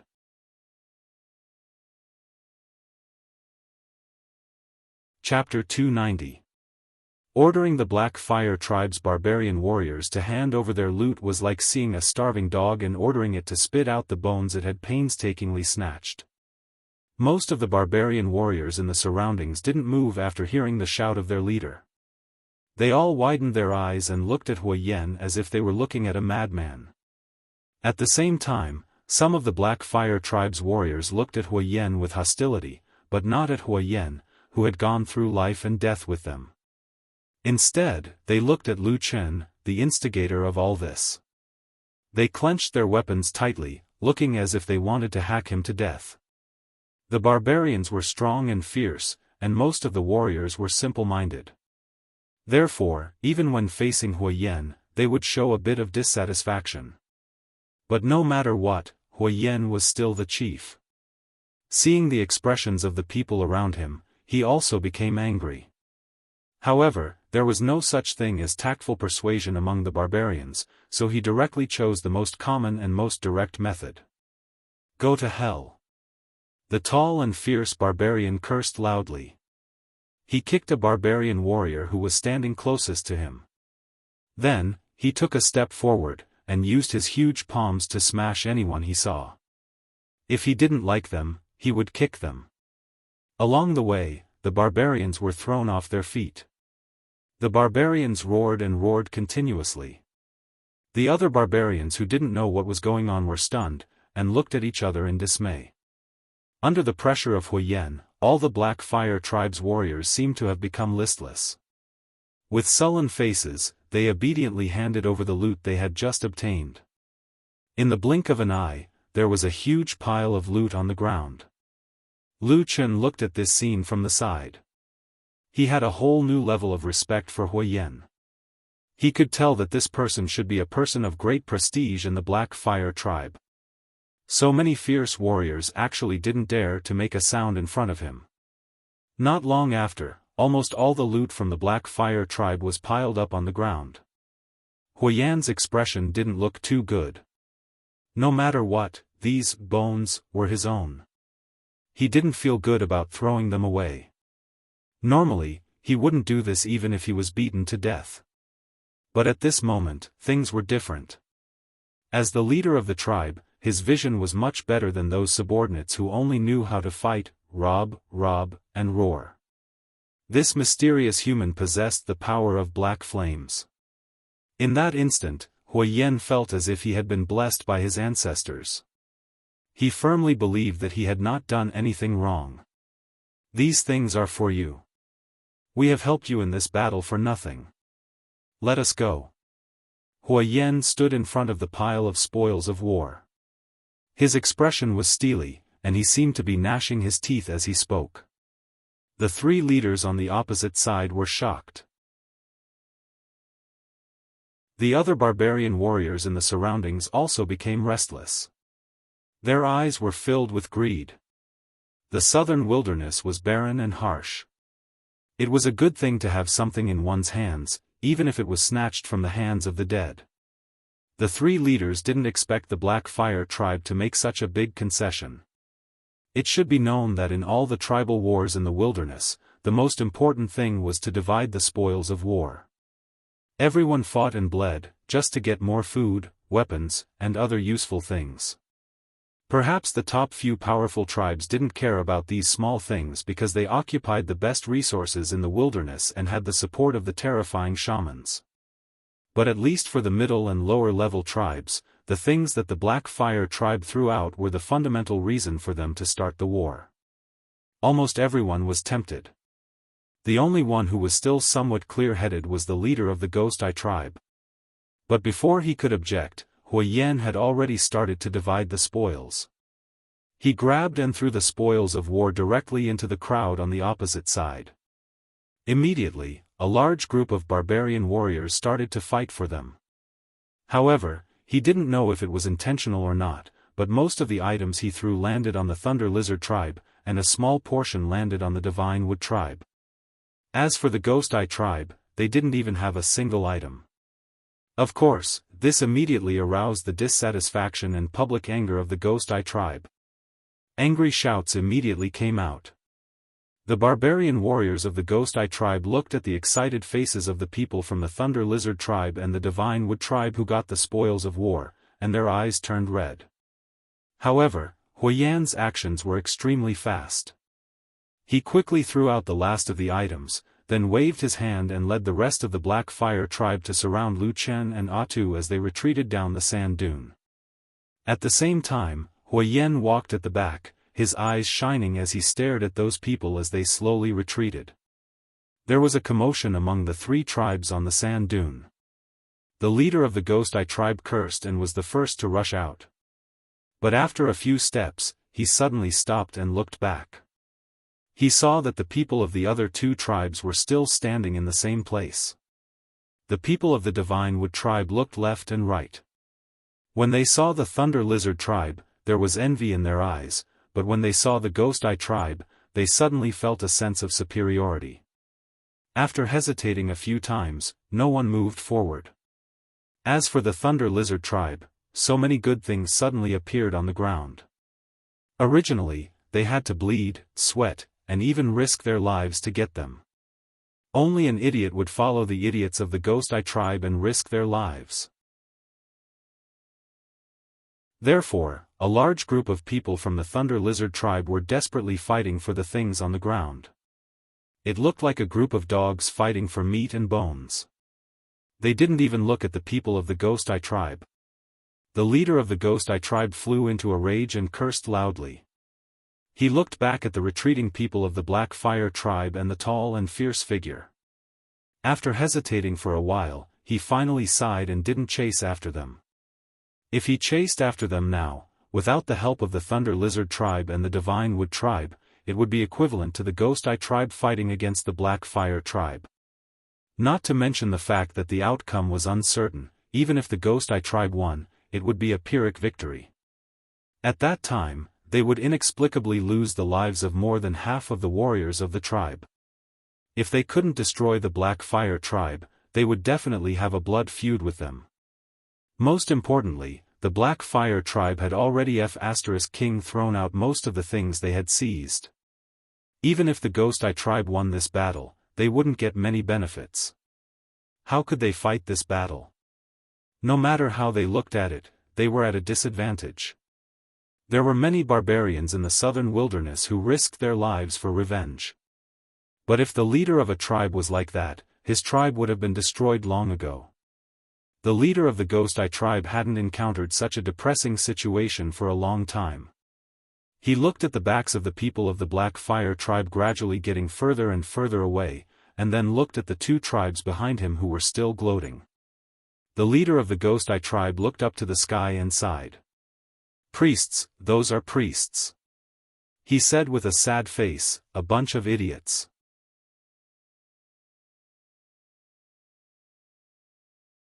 Chapter 291. After safely leaving the sand dune and the battlefield, the warriors of the Black Fire tribe led Lu Chen and Atsu into the depths of the wilderness.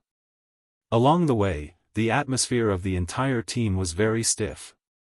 Every time, there would be malicious gazes directed at Lu Chen, as if they wanted to devour this weak human. Lu Chen was relatively calm about this. Perhaps he was just hiding his true thoughts in his heart. However, Atu's reaction was much more direct. He was very sensitive to the hostile gazes around him. Every time someone looked at him, he would grit his teeth and stare back angrily. He looked like he was about to devour someone. Strangely, despite Atsu's ferocious demeanor, the barbarian warriors were not angry at all. They looked at Lu Chen with disgust, but when they saw Atsu, their expressions changed. Most of them were actually appreciative. Some even pointed at Atsu and nodded, praising the ferocity of this black wolf. It could be considered as the best demon beast in the wilderness. It was a pity that the heavens were blind, and such a good beast had been taken in by a piece of trash.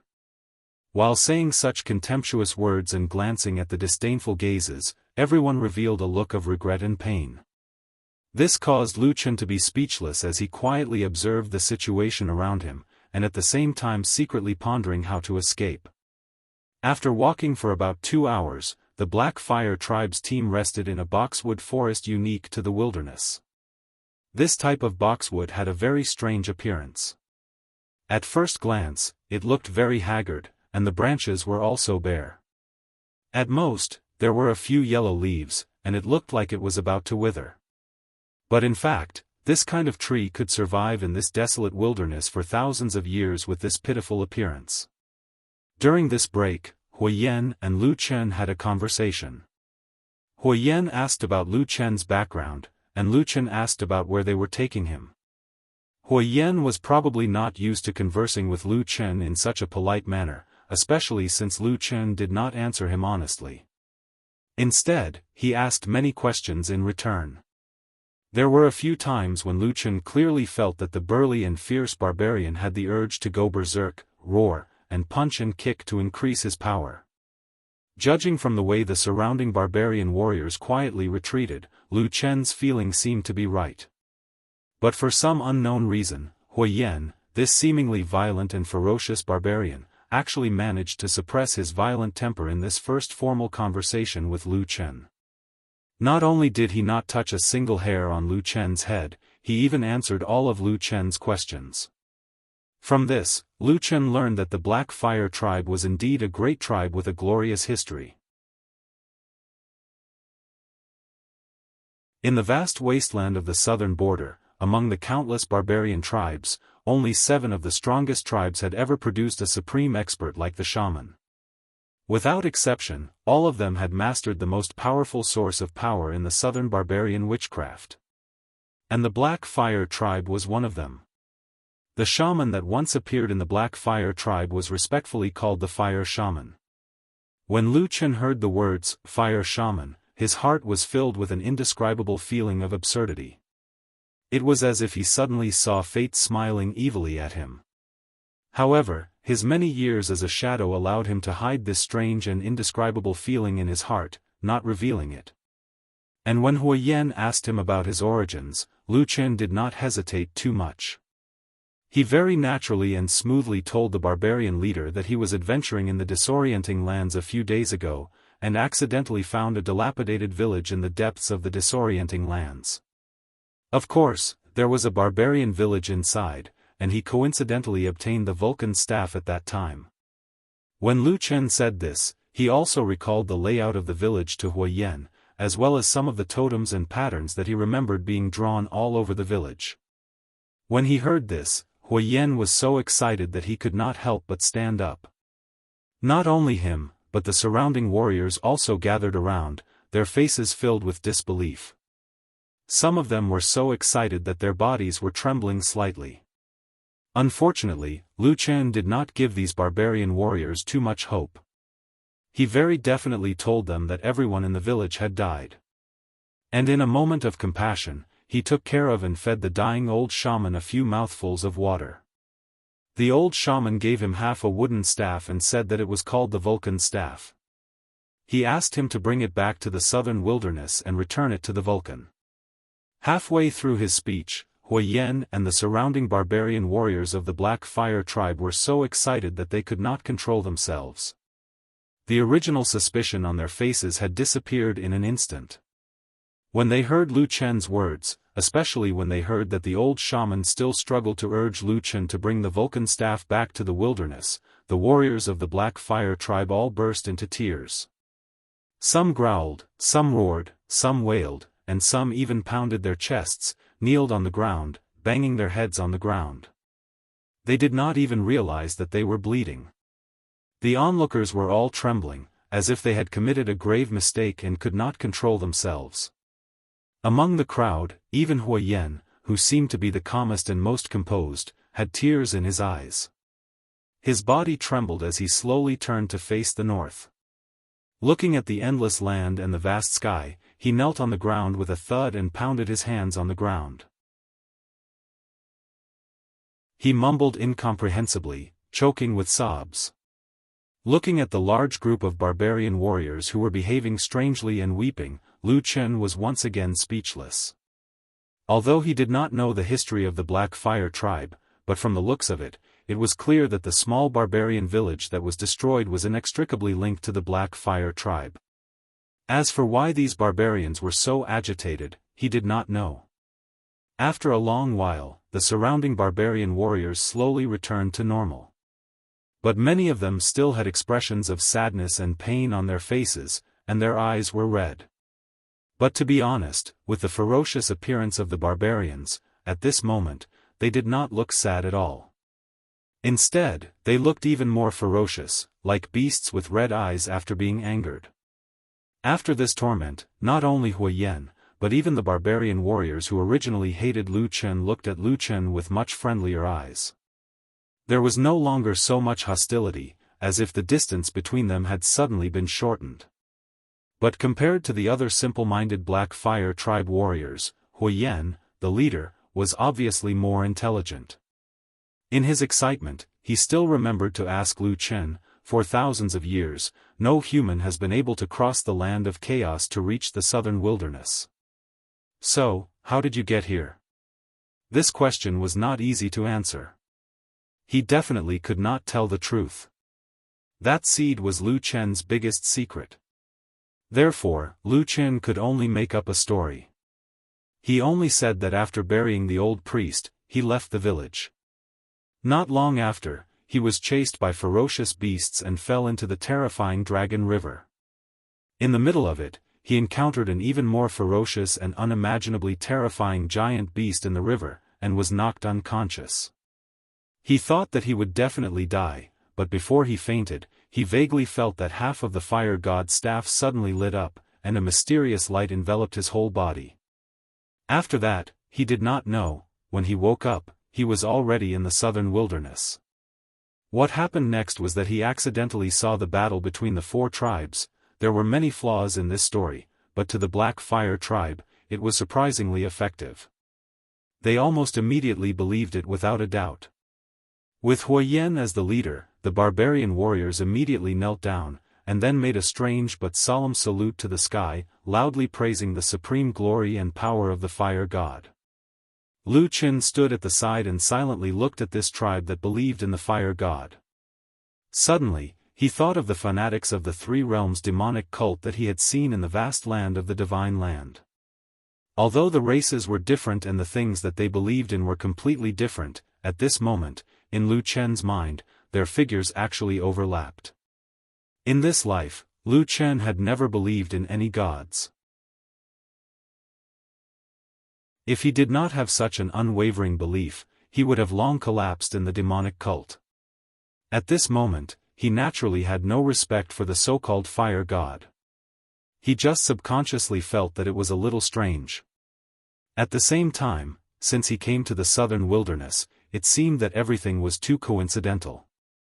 After getting the fire god's staff, he encountered a tribe that had the inheritance of the Black Fire tribe. If it were not for his strong will, if it were someone else, they might really suspect that all this was arranged by that god. For the rest of the journey, many warriors of the Black Fire tribe were much more polite to Lu Chen. They no longer looked at him with hostility. Instead, they often looked at him with reverence. Lu Chen knew why, because he often saw the barbarian warriors looking at the fire god's staff in his hand with the same kind of gaze. That should be the artifact that belonged to the fire god, right? Huiyan once asked him to check the fire god's staff, and Lu Chen gave it to him. Huiyan took it carefully, and after rubbing it repeatedly, it could be seen that he wanted to use his own power to activate the fire god's staff, so that it would show the powerful black fire god's miracle. But unfortunately, the fire god seemed to ignore him, and the fire god's staff did not respond. At this moment, Huiyan seemed to have suddenly become smarter. He actually shamelessly called all the warriors of the Black Fire tribe together and tried it out one by one. The Black Fire tribe was the tribe that admired the fire god the most. They were the direct descendants of the fire god's power, so there would definitely be people that were favored by the fire god. No one said anything about this. However, in this subtle atmosphere, if there really was someone who was favored by the fire god, that human seemed to be dispensable after completing the mission of returning the fire god.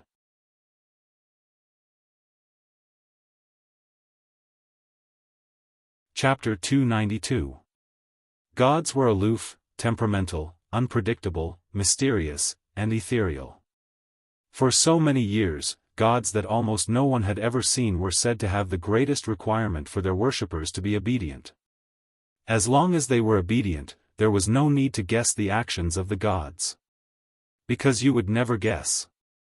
For example, the fire god was an ancient god that only the Black Fire tribe worshipped. All of his worshippers were in this tribe, while the human race was thousands of miles away. But at this critical moment, the fire god seemed to have abandoned his most loyal worshippers. The fire god's staff did not react to any of the barbarian warriors of the fire god tribe, even if they used all kinds of methods, including the methods passed down from ancient times. The warriors of the Black Fire tribe were all gritting their teeth and sweating profusely, but in the end, they did not succeed. Lu Chen stood at the side and looked at this scene coldly. For a moment, he was puzzled. In his hand, the fire god's staff would only react when he used the power of the Black Fire. This was probably because the two came from the same source. However, that was the extent of his understanding of the fire god's staff.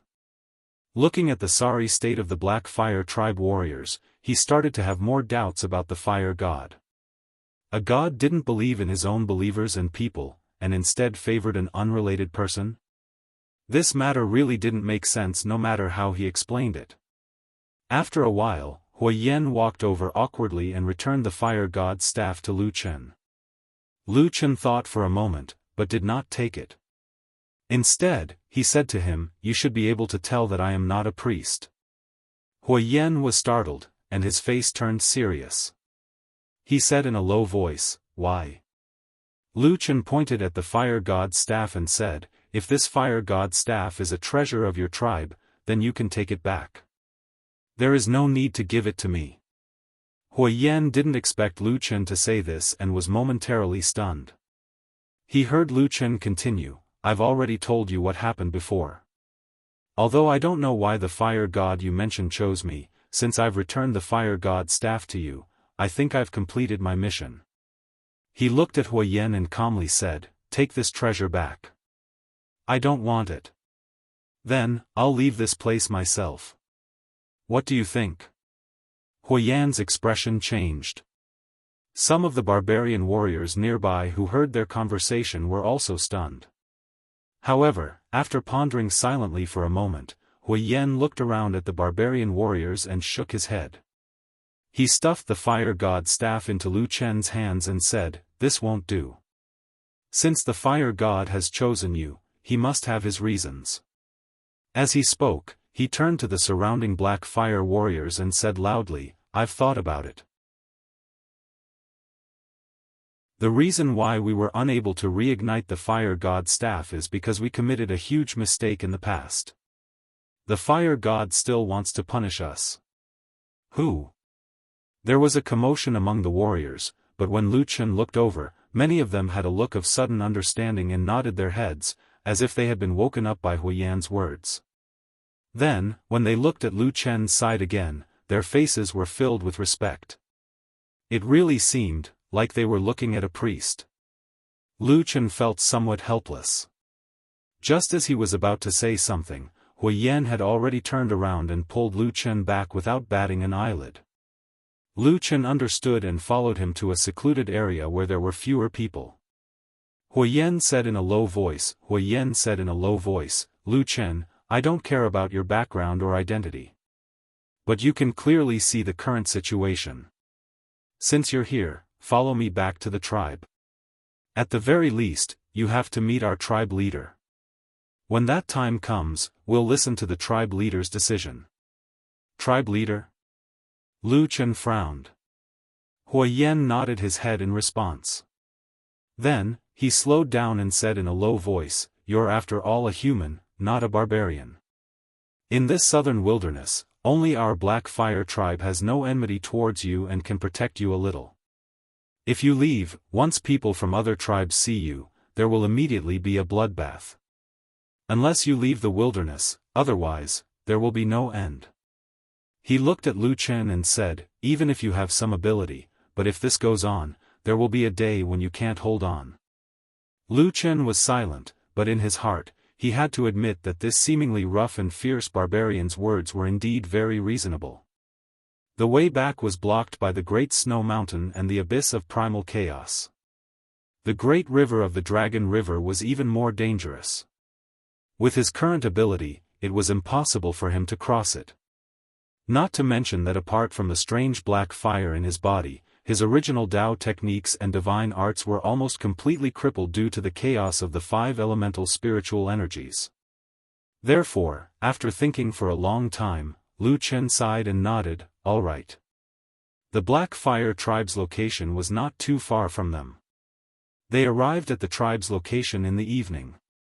Under the dim night sky, Lu Chen saw from afar that the Black Fire tribe's camp was actually built on flat ground without any cover.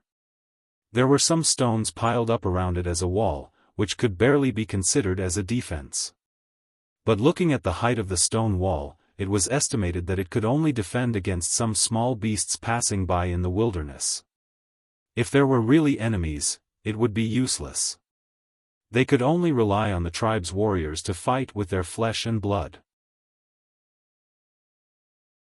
It was probably because of this that the elite warriors of the Black Fire tribe didn't dare to leave their tribe too far. The battlefield couldn't be more than a day's journey away from their tribe.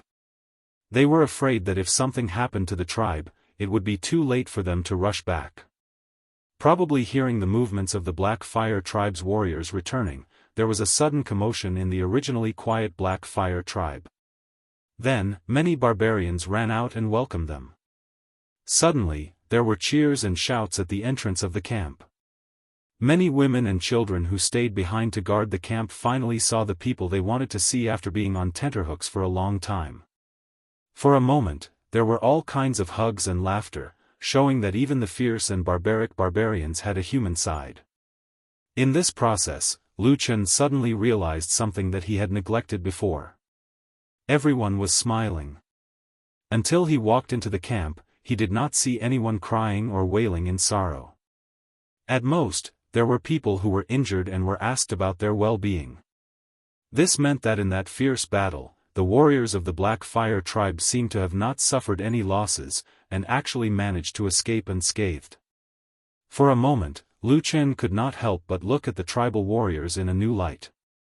At that time, he hid on the hill and watched the battle below. The tragic scene was still fresh in his memory. Now, it seemed that although the Black Fire tribe seemed to be in a difficult and unfavorable situation, to be able to struggle and survive in such a harsh wasteland, they had their own unique qualities. While Lu Chen was secretly observing these barbarians, the people of the Black Fire tribe also began to notice that there was suddenly a stranger with a strange appearance among the returning troops. His appearance was very different from that of a barbarian. Very soon, someone thought of the legendary human race of the north, and immediately, someone cried out in surprise. This cry alarmed even more people. In a moment, many barbarians of the Black Fire tribe surrounded him. Most of them were women and children. The women were very cautious and kept a distance from Lu Chen, but the barbarian children were unscrupulous. Many of them came closer to look at Lu Chen, shouting excitedly. Some of the bolder ones even stretched out their legs to kick him. It seemed that the education of the Black Fire tribe was very bad for the human race. There were even some who pulled out palm-sized knives and stabbed at him while screaming.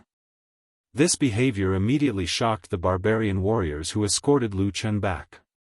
Although Lu Chen was a human, the fire god liked him. In an instant, more than a dozen barbarian warriors surrounded them, scolding and scolding, chasing away those reckless brats. Among them, the most conspicuous one was Huiyan's tall and sturdy body. The leader of the barbarian warriors jumped over and directly grabbed the tallest and strongest child, who was also the only one who pulled out a knife and was about to stab someone. He slapped the child to the ground, then grabbed one of the child's legs and lifted him up. The child was not afraid of him, and was still struggling in mid-air. He held the knife and waved it at Lu Chen, shouting, "Let me go, let me chop off his head and put it on the roof of father's house." Huiyan's face darkened as he cursed. He stretched out his hand and tossed the little boy away. The child fell to the ground and rolled a few times, but his skin was surprisingly sturdy. He flipped over and jumped up again, still cursing and shouting, "Father, why didn't you let me kill him? Isn't he a human?" "Shut up!" Huiyan scolded, then signaled Lu Chen to follow him. Lu Chen and Atsu followed behind him, walking deeper into the tribe.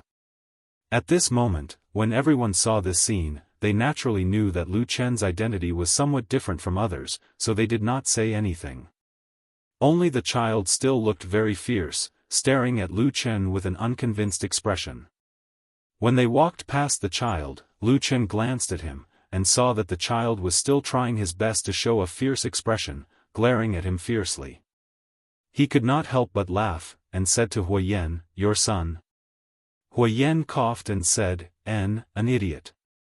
The child was furious, but did not dare to get angry at his father.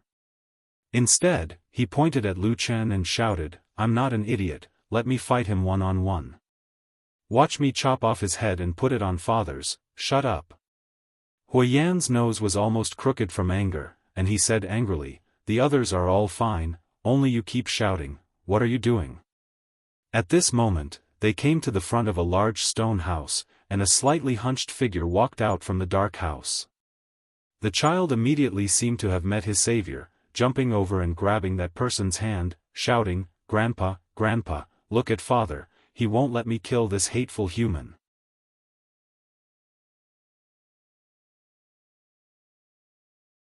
Chapter 293. Lu Chen raised his eyes and looked at the old man. At first glance, he felt that he looked somewhat familiar. Of course, it was absolutely impossible for him to have met this old barbarian who had spent his entire life in the southern wilderness.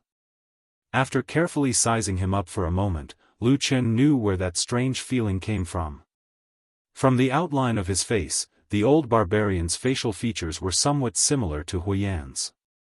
However, Huiyan was in the prime of his life, and his energy, qi, and spirit were all at their peak, giving off a ferocious and valiant aura. On the other hand, it was hard to tell the age of this old barbarian, but he was obviously very old. Not only was his body hunched, his face was also lethargic, and a few large age spots had appeared on his thin face, making him look somewhat gloomy. Other than making people think that these two should be father and son, Lu Chen also thought of another barbarian. It was the one that he and Xian had seen in the Demon Flower Valley at the periphery of the disorienting lands. He was the cruel and vicious old barbarian who had been banished by the tribe because of his old age. It was probably because both of them were very old, and in the eyes of humans, barbarians all looked the same and were equally fierce. However, the old barbarian who was killed by Lu Chen was killed because the environment in the disorienting lands was too harsh, causing the tribe there to adopt the terrifying practice of banishing the elderly. Although the southern wilderness also looked desolate, the conditions here were obviously much better than in the disorienting lands. At least when Lu Chen walked into the camp of the Black Fire tribe, he saw many old barbarians. However, when the old barbarian looked at Lu Chen and heard Huiyan call him father, and the other barbarian warriors saluted him and called him chief, Lu Chen suddenly frowned.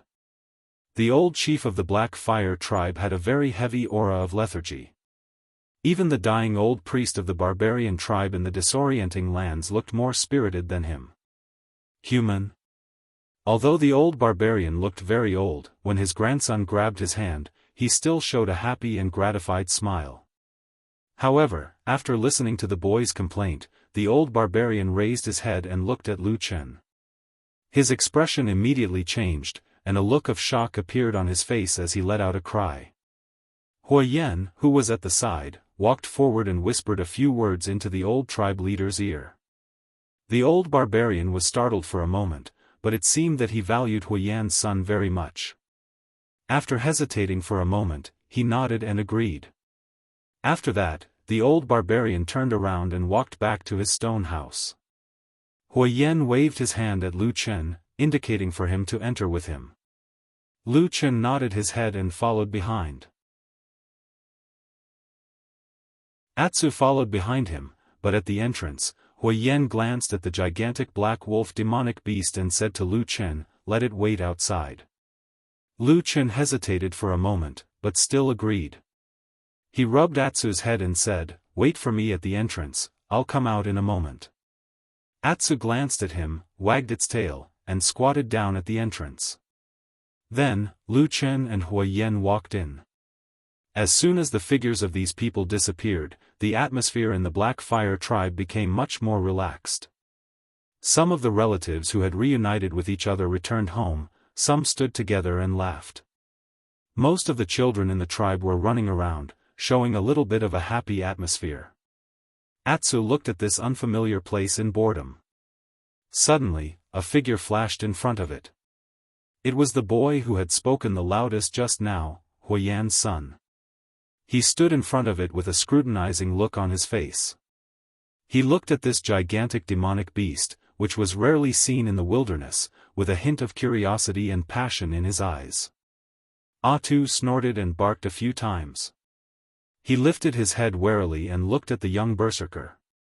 After entering the stone house, Lu Chen looked around and found that the furnishings in the house were extremely simple.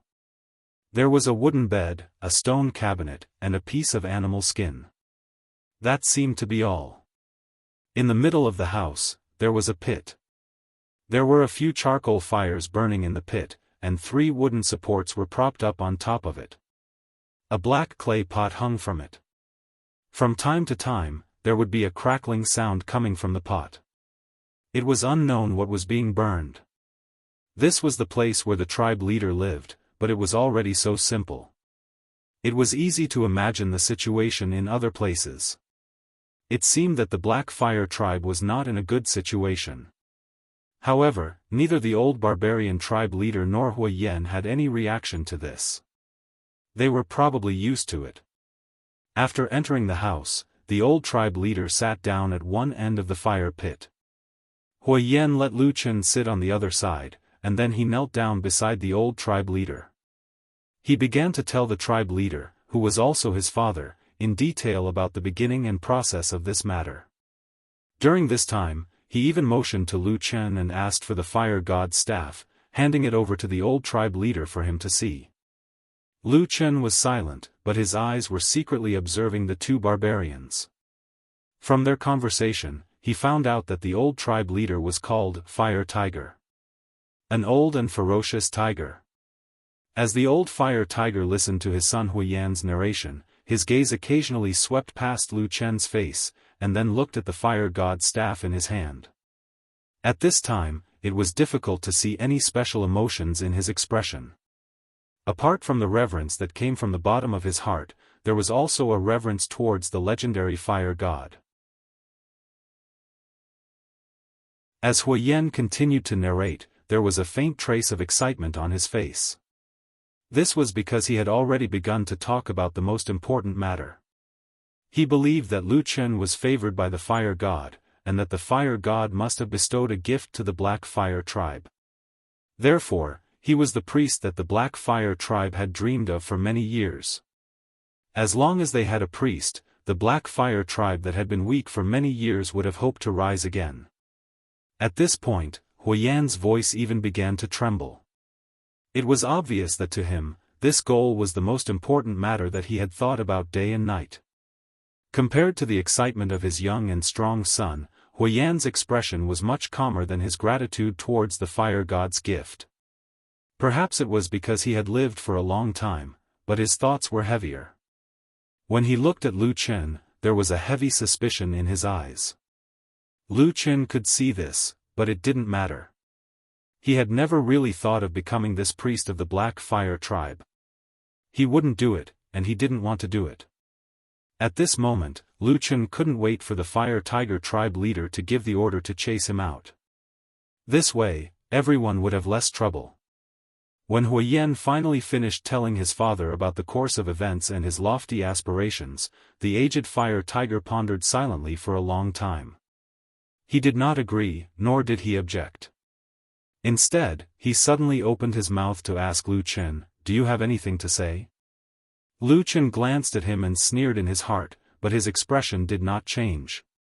He calmly said, "I have already told Huiyan what I wanted to say. First, it was an accident that I came to the southern wilderness. I never thought of bringing the fire god's staff here. Second, I have no intention of being a priest in the Black Fire tribe. As long as you allow me, I can leave now." He paused for a moment before continuing, "This fire god's staff isn't of much use to me. If it really is an important treasure of the Black Fire tribe, I can keep it and give it to you." Originally, Flaming Tiger's expression was somewhat gloomy and tense. However, when he heard Lu Chen's last sentence, he was startled for a moment. Immediately after, his expression eased up a little. But Huiyan, who was sitting beside him, was somewhat anxious. He said in a low voice, "Lu Chen, don't talk nonsense. All the coincidences that you came here were all arranged by the fire god. Moreover, apart from you, no one else can activate the power of the fire god's staff. All of this must be the fire god's decision to let you be our Black Fire tribe's priest." Lu Chen was somewhat speechless. He shook his head and smiled bitterly. Looking at Huiyan's serious expression, he didn't know what to say for a moment. Huiyan also frowned. After a moment of silence, he lowered his head again. Using his withered palm, he gently stroked the fire god's staff. There was hesitation and contemplation on his face. Huiyan, who was at the side, saw that his father seemed to be wavering. He immediately became somewhat anxious. Just as he was about to urgently persuade him again, suddenly, at this moment, there was a sudden commotion outside the stone house. A roar was heard, followed by a series of exclamations from near and far. There was also a somewhat shrill scream mixed together. The three people in the stone house were all startled. Each of them had heard a familiar voice. The shrill scream belonged to Huiyan's son, and the low and angry roar belonged to Atsu. As for the other cries of alarm, they belonged to the surrounding barbarians of the Black Fire tribe. Huiyan and Lu Chen immediately stood up from the ground. After looking at each other, they immediately strode outside. While Huiyan was also shocked, he followed them out of the house. Once outside, a horrifying scene appeared in front of everyone's eyes. Not far from the stone house, a huge black wolf was roaring and pouncing on the barbarian youth. At this moment, two of Atsu's huge front claws were pressed on the youth's shoulders. A terrifying bloody mouth with incomparably sharp, blade-like fangs had already stretched out towards the youth's throat. The youth was already so scared that his face had turned pale. His whole body was trembling slightly, but he seemed to still have some of the innate valiance of the barbarians. Surprisingly, he did not cry. Instead, he clenched his teeth and struggled with all his might. But under the suppression of this huge monster, it was completely useless. The surrounding barbarians turned pale with fright. Many warriors immediately pulled out their weapons, but they did not dare to approach. They were afraid that if they were not careful, they would accidentally anger this monster. The consequences would be unimaginable. Lu Chen's face slightly darkened, but he still rushed over and shouted, "Atsu, don't be reckless." Atsu turned its head and saw that it was Lu Chen. Its eyes slightly softened, but it still growled in a low voice. It seemed to be very angry. Hui Yan stood behind Lu Chen.